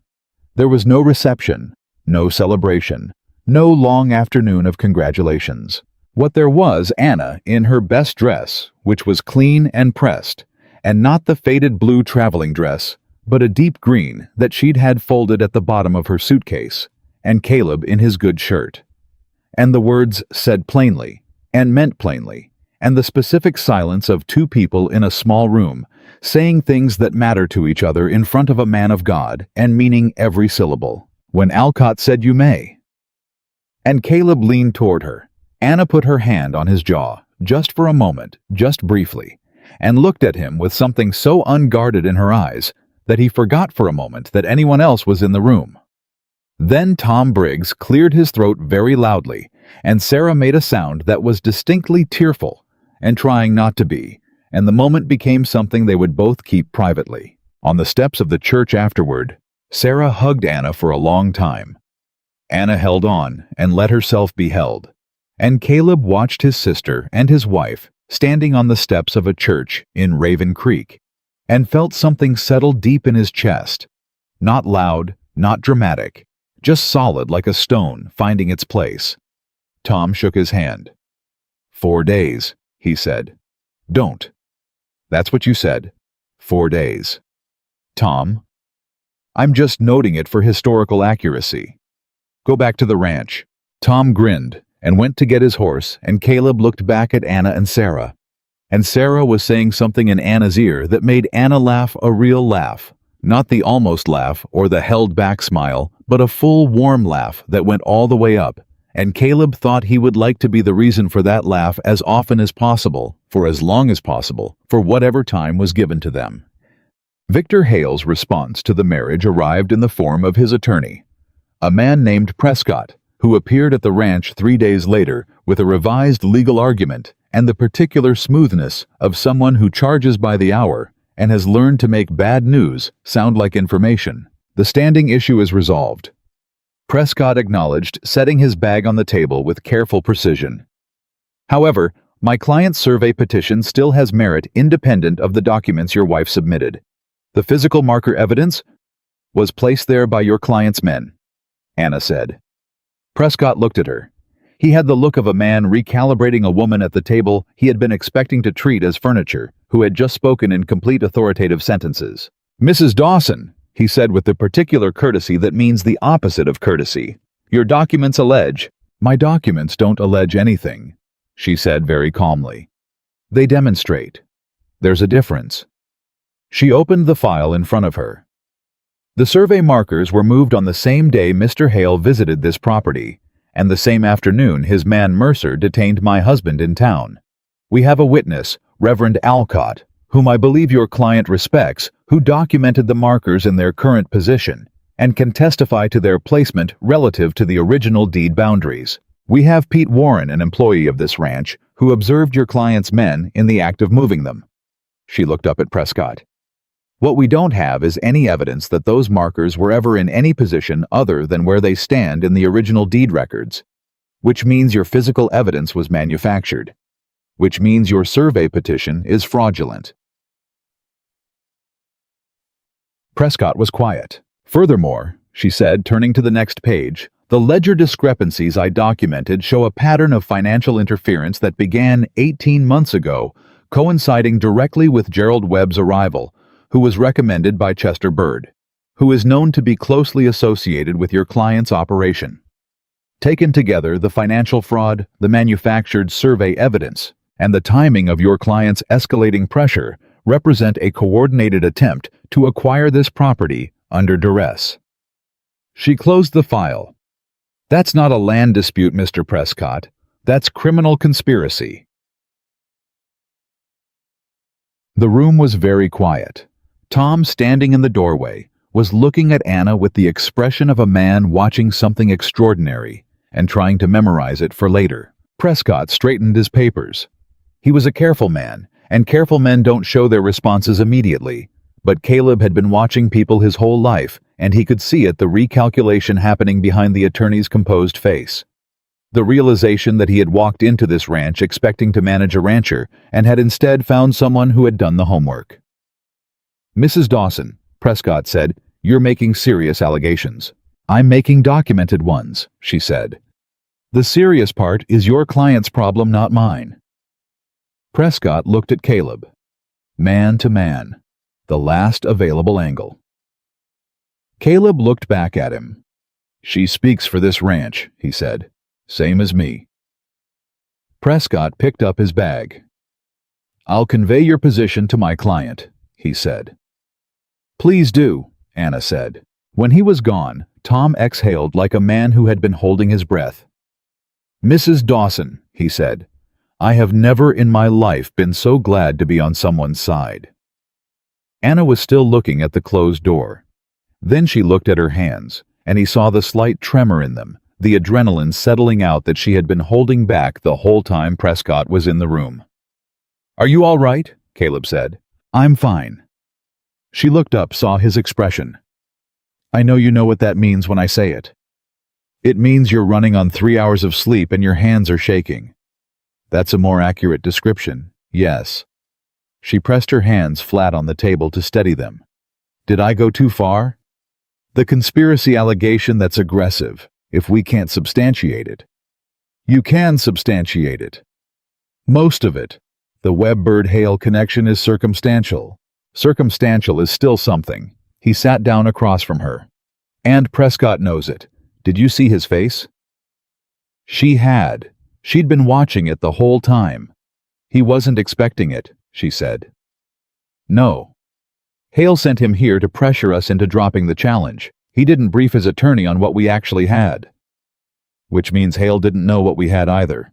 They looked at each other across the table, and the recognition passed between them. The same recognition, the same moment that Victor Hale, for all his 3 years of careful architecture, had not accounted for Anna Whitfield. He thought I was a complication, she said. He thought you were a mail-order bride who'd be gone in 4 days. He was wrong on both counts. She said it simply without triumph.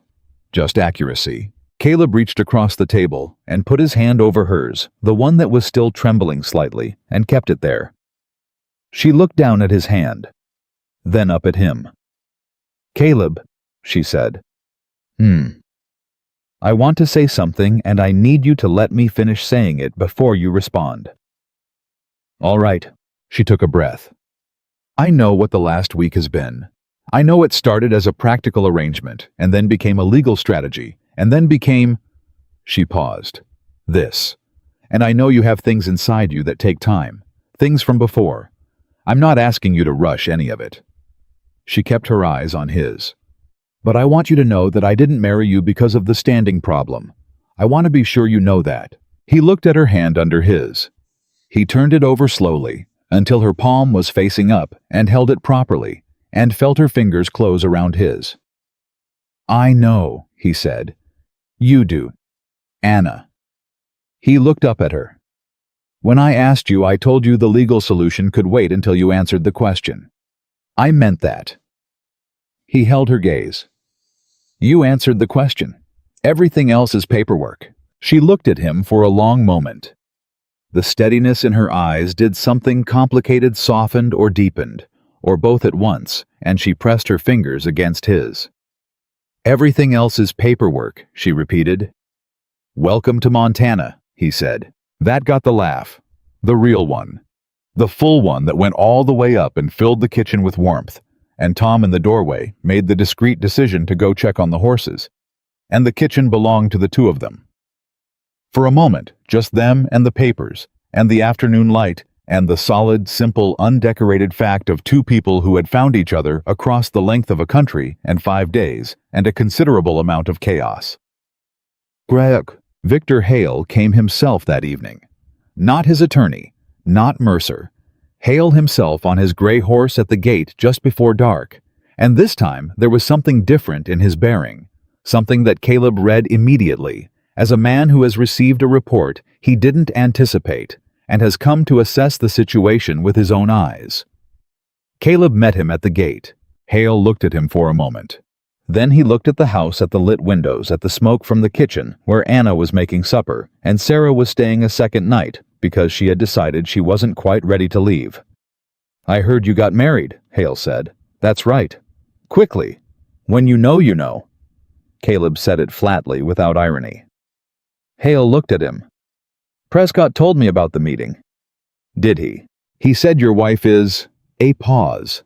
The smallest pause, well prepared. She is. Hale was quiet for a moment. He had the look of a man reassessing a situation from the ground up, taking in new information, and measuring it against the plan he'd been running for 3 years. The conspiracy allegation, he said. She can't prove that. Are you sure? Webb is in Oregon. Is he? Caleb kept his face neutral. You know that with confidence. Something moved in Hale's expression, something that was not quite certainty. Caleb, he said, and his voice shifted, dropped, the formal edge went for something more personal, more man-to-man. I've known you for 12 years. This land, your father's land, I've made you a fair offer, 3 times. I'm not trying to steal from you. I'm trying to build something in this valley, and I need the northern boundary to do it. That's the truth of it. The truth of it, Caleb said, includes Gerald Webb, and $472 and survey markers that moved themselves. Hale was quiet. You have 2 choices, Caleb said. His voice was even, not angry past angry, settled, the voice of a man who knows where he stands. You can let your attorney fight this in court, and Anna will take everything she has to a territorial judge, and you can explain Gerald Webb and Chester Bird and why your men were on my land moving markers the same afternoon your man was keeping me busy in town. He paused. Or you can drop the survey petition, pull it today, and we'll let the ledger discrepancies sit where they are, because I want this finished more than I want to fight. Hale looked at him for a long moment. And the money, he said. The money that's missing from your accounts. My wife has documented it thoroughly, Caleb said. What I do with that documentation is my decision, and my decision will depend significantly on what you decide in the next 48 hours. It was not a threat. It was a fact, and Hale was a man who understood facts. He sat on his gray horse for a long moment. He looked at the house again, at the windows, at the smoke from the chimney, at everything Caleb Dawson had built on land that Victor Hale had spent 3 years trying to take. Your wife, Hale said finally. She came off a train a week ago. She did. And in 1 week, He stopped. In 1 week, Caleb said, she saw what needed seeing. Hale looked at him. Whatever was in his expression then was complicated, not quite respect, but the precursor to it the moment before a man decides that something he underestimated was worth taking seriously. He turned the gray horse. 48 hours, he said. He rode away. Caleb stood at the gate and watched him go, and felt the solid, specific weight of a man who knows the fight isn't over, but has just watched it shift. The advantage had moved. Not completely. Not finally, but it had moved, and he knew it, and more importantly, Victor Hale knew it. He turned back toward the house. Through the kitchen window, he could see Anna moving the lamplight, the familiar shape of her at the stove, and Sarah's laugh carrying through the glass, and for the first time in longer than he could accurately measure. The light in his windows looked like something that was meant to be there. He walked back to the house. He went inside. The kitchen smelled like whatever Anna was cooking, and like coffee, and like Sarah's particular brand of cheerful stubbornness, and General the cat was sitting on the windowsill in a patch of warm air, looking moderately satisfied, which was as close to approval as the animal ever got. Anna looked up when he came in. Well, 48 hours, he said. She searched his face for a moment. Then she nodded once, turned back to the stove. Supper's almost ready. Good. Caleb. He stopped. What you said to him just now, she said without turning around. Whatever it was. How do you know what I said? I know how you talk to people. She kept her back to him, stirring. Thank you. He looked at the back of her head, at the way her hair was coming loose from its pin, the way it always did by late in the day. At the particular way she stood at his stove, like she had been standing at it for years rather than days. Thank you, he said back, for being worth saying it about. Sarah made a sound from the corner that was unmistakably the sound of someone trying not to cry into a coffee cup. Tom, who had materialized from nowhere in the back doorway, said, I'm just here for the food. And the evening came down warm around all of them, and the kitchen held them all, and outside, the Montana night went wide and deep, as it always did, as it always had, as it would go on doing long after everything else had changed. But inside the house, for the first time in 8 years, Caleb Dawson was not alone in the dark. And he had stopped being afraid of that. Victor Hale pulled the survey petition on the 41st hour, not the 48th, the 41st, which told Caleb everything he needed to know about the state of Victor Hale's confidence in his own position. A man who pulls 11 hours early is not a man who thought he had 48 hours of options left to consider. He's a man who spent 41 hours looking at what Anna Whitfield had built on paper and understanding that she would take it apart in front of a territorial judge with the same calm precision she had used on his attorney. Prescott delivered the withdrawal notice in writing. A single paragraph. Formal, bloodless, giving no reason. Anna read it twice. Then she set it on the table and looked at Caleb. "It's done?" she said. "Not entirely." He sat down. "The money. Webb." "Yes." She folded her hands. "That's still there." They had talked about it the night before, after Sarah had gone home, and Tom had turned in, and the house had gone quiet around them. Caleb had laid out what he was thinking, and Anna had listened and asked 2 questions, and then said what she thought directly, the way she always did, and they had reached the same place from 2 different directions. "I want to go to the sheriff," Caleb said. "Not because I want to destroy Hale. Because Webb stole from me, and I want that on record." And Hale. Hale pulled his petition. He knows what I have, and he knows I know what he did. That's going to sit with him every day he drives past this land, and it's still mine. Caleb looked at the withdrawal notice. A man like Victor Hale losing quietly, that's its own punishment. Anna looked at him for a moment. "You could push harder. The conspiracy case could take 2 years, cost more than the money Webb took, and spend the next 2 years of our lives in legal proceedings instead of building something." He met her eyes. "Is that what you want?" She thought about it honestly. He had learned that about her. She didn't answer immediately when the question deserved more than an immediate answer. She thought, and then she said what she actually meant. "No," she said. "It isn't." She paused. "But I want to be sure you're not choosing peace because you're tired of fighting.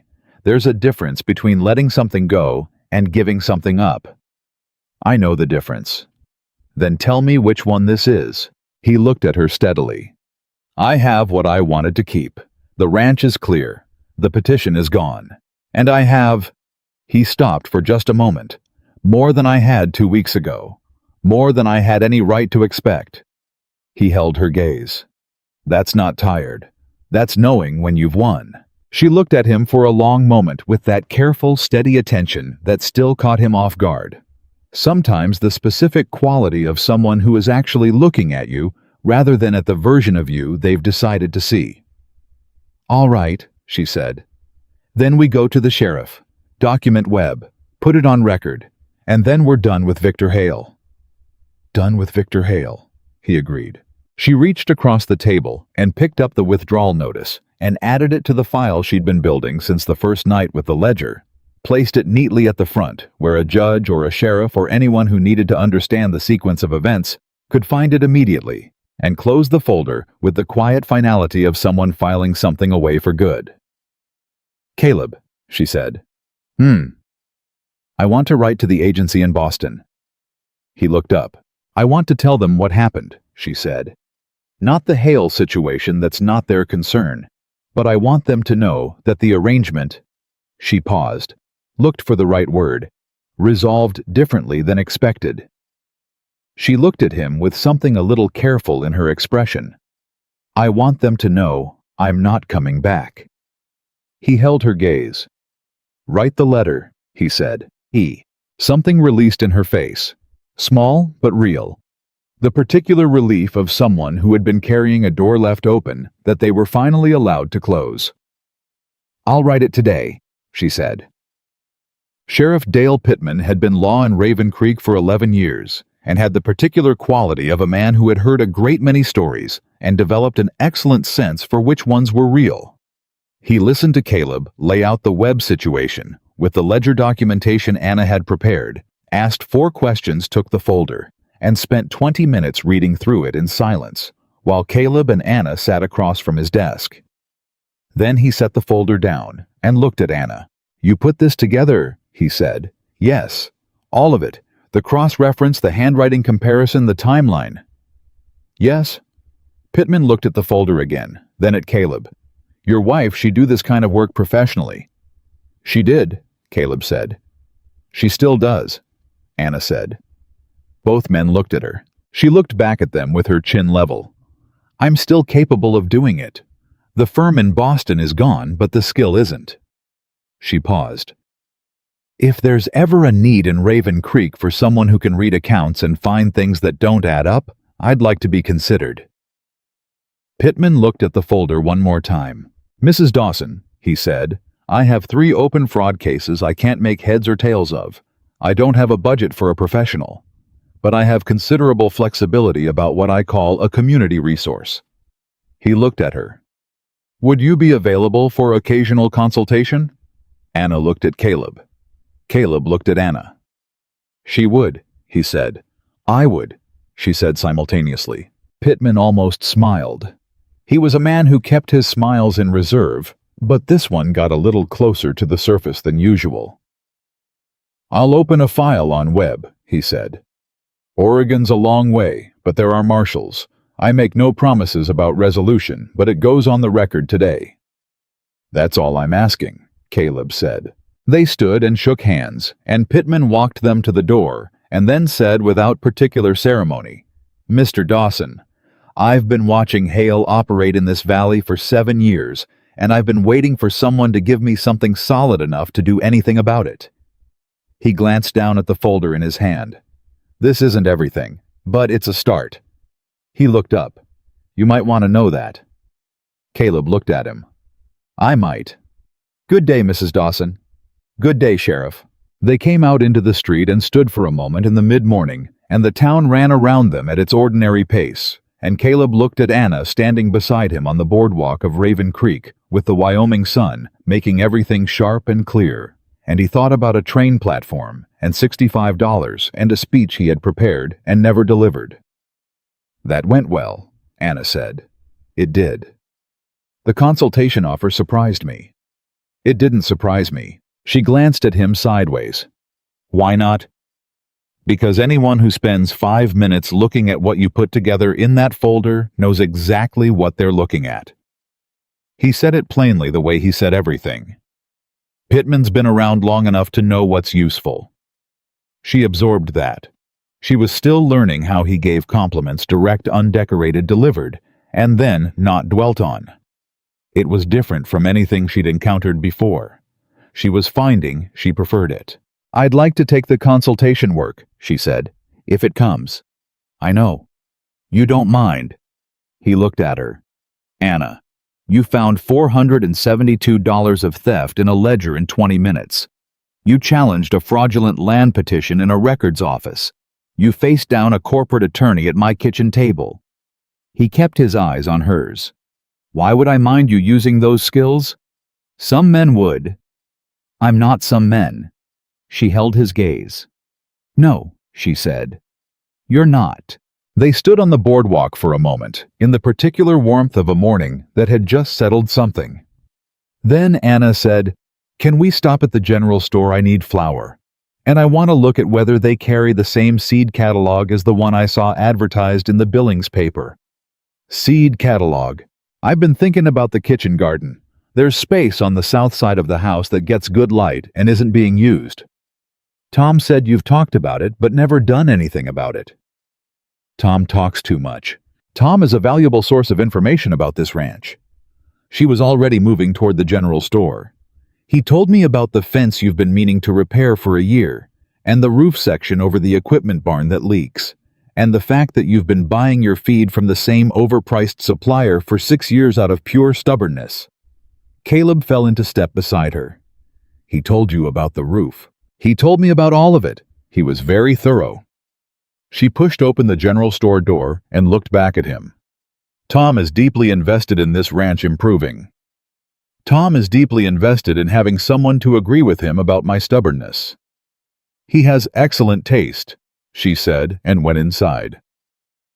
The letter from Gerald Webb arrived 6 weeks later. It came not to Caleb but to Sheriff Pittman, forwarded through a marshal's contact in Portland. Webb had not gone to Oregon, but to Oregon's neighbor, a detail that turned out to matter, and Pittman brought it to the ranch himself on a Thursday afternoon, which told Caleb before he read a word that whatever was in it was significant. He read it at the kitchen table with Anna beside him. Webb had written 4 pages in the cramped, slightly desperate handwriting of a man who had spent 2 months understanding that his situation was not going to improve with time. He admitted to the ledger fraud. He admitted that Chester Bird had connected him to Hale's foreman.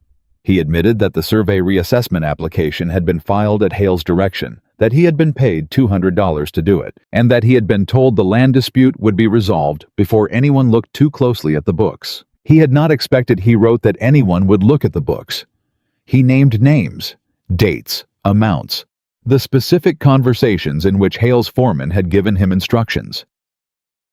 Caleb put the letter down. Pittman, sitting across from him with his hat on his knee, said, "That's a conspiracy to defraud, not circumstantial anymore." Anna was very still beside Caleb. He could feel her processing it the same way she processed everything, fast and precise and without drama, and then she said, "Webb turned. He's scared of where this goes if he doesn't cooperate." "That's my read," Pittman said. "What does this mean for Hale?" Caleb said. Pittman looked at the letter. "It means I have enough to bring it to the territorial prosecutor.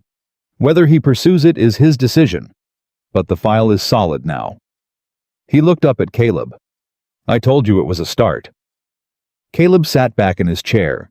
He thought about Victor Hale on his gray horse at the gate, about 3 years of patience, about the machine built to take a ranch away from a man who had built it with his own hands and his father's before him, about the particular cruelty of a plan that used loyalty against itself, trusting a sister's recommendation, trusting a foreman, trusting the people around him. "What do you need from us?" Anna said. "Affidavits confirming the ledger work. The originals, not the copies." Pittman looked at her.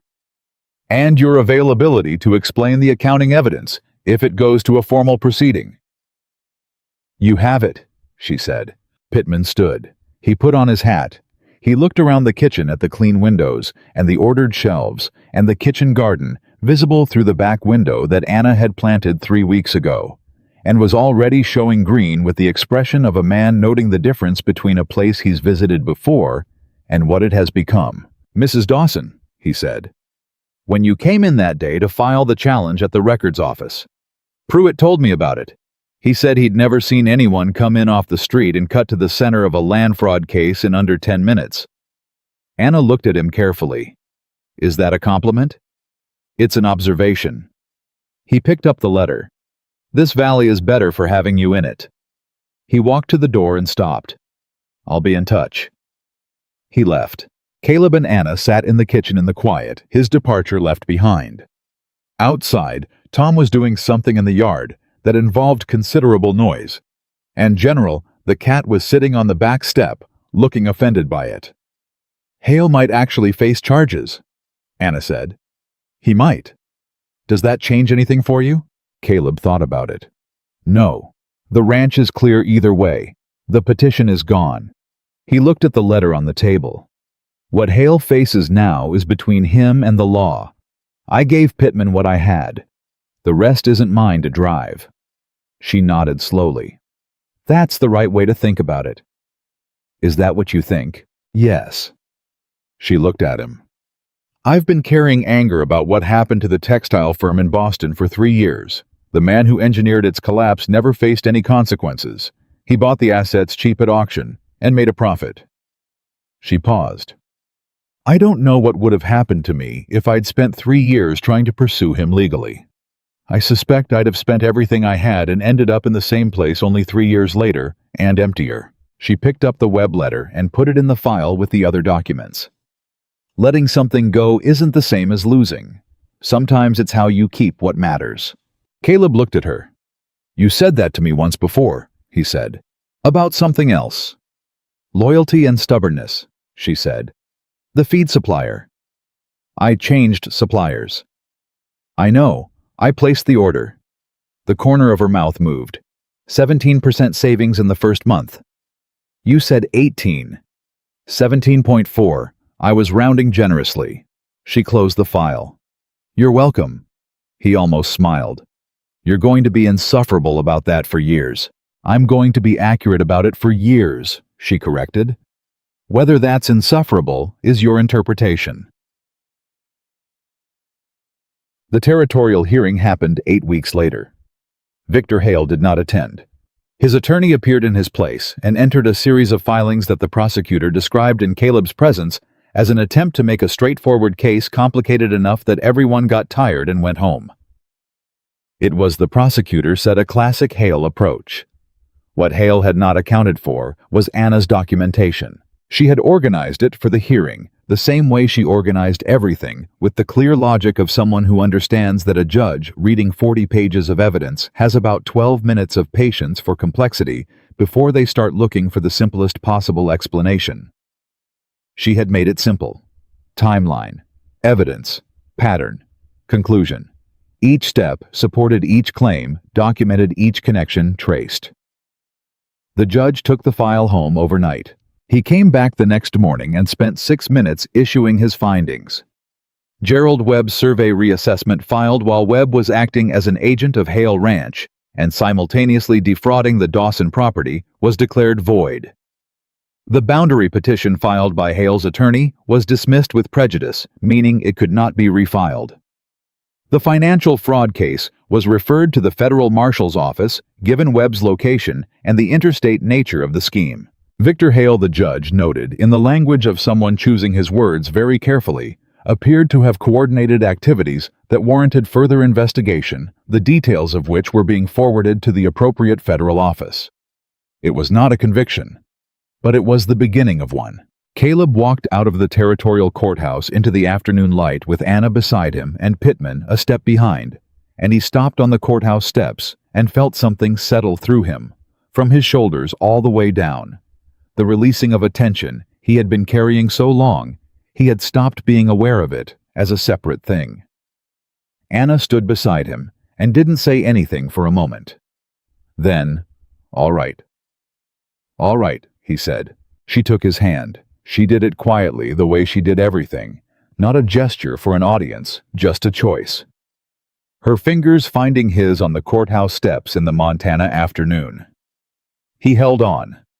Pittman came up beside them, looked at the street, looked at the file under his arm and said, "Mrs. Dawson, the federal case is going to need your documentation submitted formally." "I'll have it ready by Friday," she said. "Monday's fine." "Friday," she said. Pittman looked at Caleb. Caleb looked back at him with the expression of a man who had stopped trying to negotiate Anna's timelines. "Friday." Pittman agreed and walked away, shaking his head in the particular manner of a man who finds something genuinely impressive but has decided to process it privately. The thing about a life, Caleb thought, was that it didn't announce itself. It didn't arrive like a train on a schedule. It didn't stand on a platform and declare itself. It built itself in the spaces between things in a kitchen at 4 in the morning and a ledger on a table, and the sound of another person moving through a house that had been quiet for too long. Autumn came down hard and fast, the way it always did in Montana, and the ranch moved into its seasonal rhythm, the wood stacking and the cattle moving and the fence repairs that were finally actually getting done because Anna had put them on a list and assigned them to Tom with the specific firmness of someone who treated a list as a contract. Tom, to his own apparent surprise, found this more motivating than Caleb's more general approach of pointing at things that needed doing and trusting they would eventually get done. "She made me a schedule," Tom told Caleb one morning by the barn, in the tone of a man reporting something he can't entirely explain. "I have a schedule now, for the week. It has boxes. Boxes. That you check, when you finish something." Tom looked at his hands. "It's extremely satisfying." Caleb looked at him. "She got to you too." "She got to everyone, boss." Tom said it with the simple honesty of a man who has accepted a fundamental change in his world. General follows her around now. The barn cat that hasn't followed anyone in 6 years follows her to the chicken coop every morning like a dog. She talks to him. "I know, I've heard her." Tom paused. He talks back. He makes sounds. He makes sounds specifically at her. That's talking back. Caleb looked toward the house where Anna was visible through the kitchen window, doing something at the counter with the particular efficient focus she brought to every task.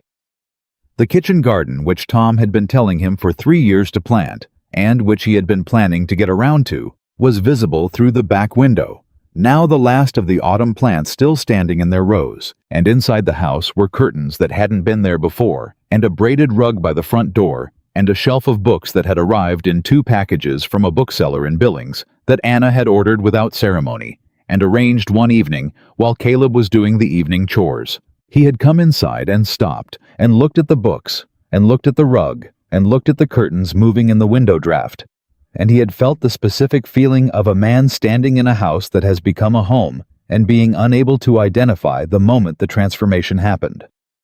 He had gone to find Anna, and she was in the kitchen making coffee, and he had stood in the doorway and said, "The books." And she had said, "I hope that's all right. I can put them somewhere else if you'd rather." And he had said, "No. Where they are is right." And she had looked at him with that careful steadiness and said, "Good," and handed him his coffee. That was how it went between them. Not declarations, not ceremonies. Small moments, practical and close, that added up to something that was, he had come to understand, the most solid thing he had ever built. In the 3rd month of their marriage, Sarah came to supper on a Sunday, and brought with her the woman who ran the women's auxiliary at the church, a Mrs. Eleanor Whitmore, who arrived with a covered dish and the transparent agenda of a woman who has decided something needs to be done and has come to do it. What Mrs. Whitmore had decided needed to be done was that Anna Whitfield Dawson needed to be formally introduced to the women of Raven Creek, and that the vehicle for this should be the auxiliary's winter charity drive, for which they needed someone to organize the accounts, which had been in a state of what Mrs. Whitmore described as creative disorder since the previous treasurer moved to Bozeman. She put this proposal to Anna over supper, with the careful approach of a woman who had done this kind of asking before, and knew it required a certain amount of diplomatic scaffolding. Anna listened to the entire proposal. Then she said, "I'd be glad to help. When do you need the books?" Mrs. Whitmore blinked. She had been prepared for considerably more negotiation. "This Tuesday, perhaps, if that's convenient." "Tuesday is fine." Anna looked at Sarah. "You're on the auxiliary, secretary," Sarah said, with the slight defensiveness of someone who knows they have been outmaneuvered by their own arrangement but can't quite identify when. "Good, you can show me the filing system." Mrs. Whitmore looked at Caleb with the expression of someone who has just received something better than what they asked for and isn't entirely sure what to do about the surplus. "Your wife," she said carefully, "is very decisive." "She is," Caleb said. "I mean that as a compliment." "I know." Anna looked at him sideways across the table, and he looked back at her with a steadiness that said several things without saying any of them. And Mrs. Whitmore watched this quiet exchange with the knowing attention of a woman who has been observing marriages for 50 years and knows exactly what she's seeing. She did not comment on it. She had excellent manners. But on the way home that evening, she told Sarah Dawson that her brother had found something remarkable. And Sarah agreed with the particular satisfaction of someone who had sent a letter to an agency in Boston 14 months ago and had been told repeatedly that she had overstepped and had turned out to be right, in a way that exceeded everything she'd dared to hope. The letter from the federal marshal's office arrived on a Thursday morning in late November. Caleb opened it at breakfast and read it and set it on the table and looked at it for a moment. Anna looked at his face. "What does it say?" Gerald Webb entered a formal statement to the federal marshal's office in Portland, full accounting of everything: his relationship with Bird, the instructions from Hale's foreman, the survey application, the ledger entries. Caleb looked up. "The federal marshal is opening a formal investigation into Hale for land fraud across 3 counties. Apparently we're not the only ones." Anna was still. "3 counties," she said. "We were the first to put it together formally. Pittman shared the documentation with 2 other sheriffs who had been seeing similar patterns." He looked at the letter. "The documentation you built, they're using it as the template to review the other cases." She sat with that for a moment. "How many properties?" she said quietly. He looked at the letter again. They're still counting, at least 6. She closed her eyes for just a second. When she opened them, they were very steady and very clear. Then it wasn't just us. No. He'd been doing this for years. Looks that way. She looked at the letter. Then she looked at her hands flat on the table. Those other people, she said. The other properties. Some of them probably didn't have someone who could read the books. No, Caleb said. Probably not. She was quiet for a long time. Then she said, I want to help. With the other cases. If Pittman or the marshals need the documentation reviewed if there are other ledgers. I know, he said. Will you mind the time it would take? Anna. His voice was gentle and absolute. I told you the day you asked about the consultation work. I'm telling you again now. He held her gaze. Use what you have. This is exactly the kind of thing it's for. She looked at him. You came here for a new beginning, he said. She had heard him say those words several times over the months, and each time they had meant something slightly different, tracked by how much the life between them had grown. This time they landed as what they actually were. Not a question anymore, not a thing he was circling or working toward, but a statement of fact about what she had found. Yes, she said. I did. Is this it? She looked at him across the breakfast table in the morning light in the kitchen of the house where she had first opened a ledger 6 months ago, with her hands still trembling from the train journey, and 40 cents in her pocket, and a heart that had been prepared for disappointment and had received against all reasonable expectation something entirely different. She thought about the train platform, about the tear she had wiped away before he could see it properly, about I'm fine, and the way she had learned to say it, and the way she had slowly stopped needing to. She thought about the letter she had written to the Boston agency, telling them she was not coming back, and how it had felt to put that letter in the mail, and how the feeling had been not loss, but the particular lightness of a door closing cleanly behind you, when you know the room you've walked into is where you belong. She thought about General the cat on the back step, and Tom's schedule with the boxes, and Sarah's laugh in the kitchen, and Reverend Alcott witnessing a quiet ceremony in his office, and Elias Pruitt reading her ledger summaries over his spectacles with slowly shifting respect, and Sheriff Pittman saying, "This valley is better for having you in it." She thought about a man who had driven 3 hours down from a mountain to send her away, and had caught her when she fell and fed her at Ida May's, and given her a room and a ledger, and 41 hours to be believed in before he said anything about it out loud. She thought about the way he held her hand on the courthouse steps. Not for anyone watching, just because it was true. "Yes," she said. "This is it." He nodded once, the way he nodded when something was settled. Then he picked up his coffee and looked at the federal letter and said, "I'll call Pittman today. Let him know you're available." "After the auxiliary accounts," she said. "I told Mrs. Whitmore Tuesday." "The auxiliary first." "The auxiliary first." She picked up her own coffee. "There's an order to things." Outside, Tom's voice carried from the yard something directed at the day workers about the north fence. The fence that was finally properly actually fixed, and General was doing his morning circuit of the property, with the satisfaction of an animal who has decided that this particular territory meets his standards, and the autumn light was coming through the kitchen window.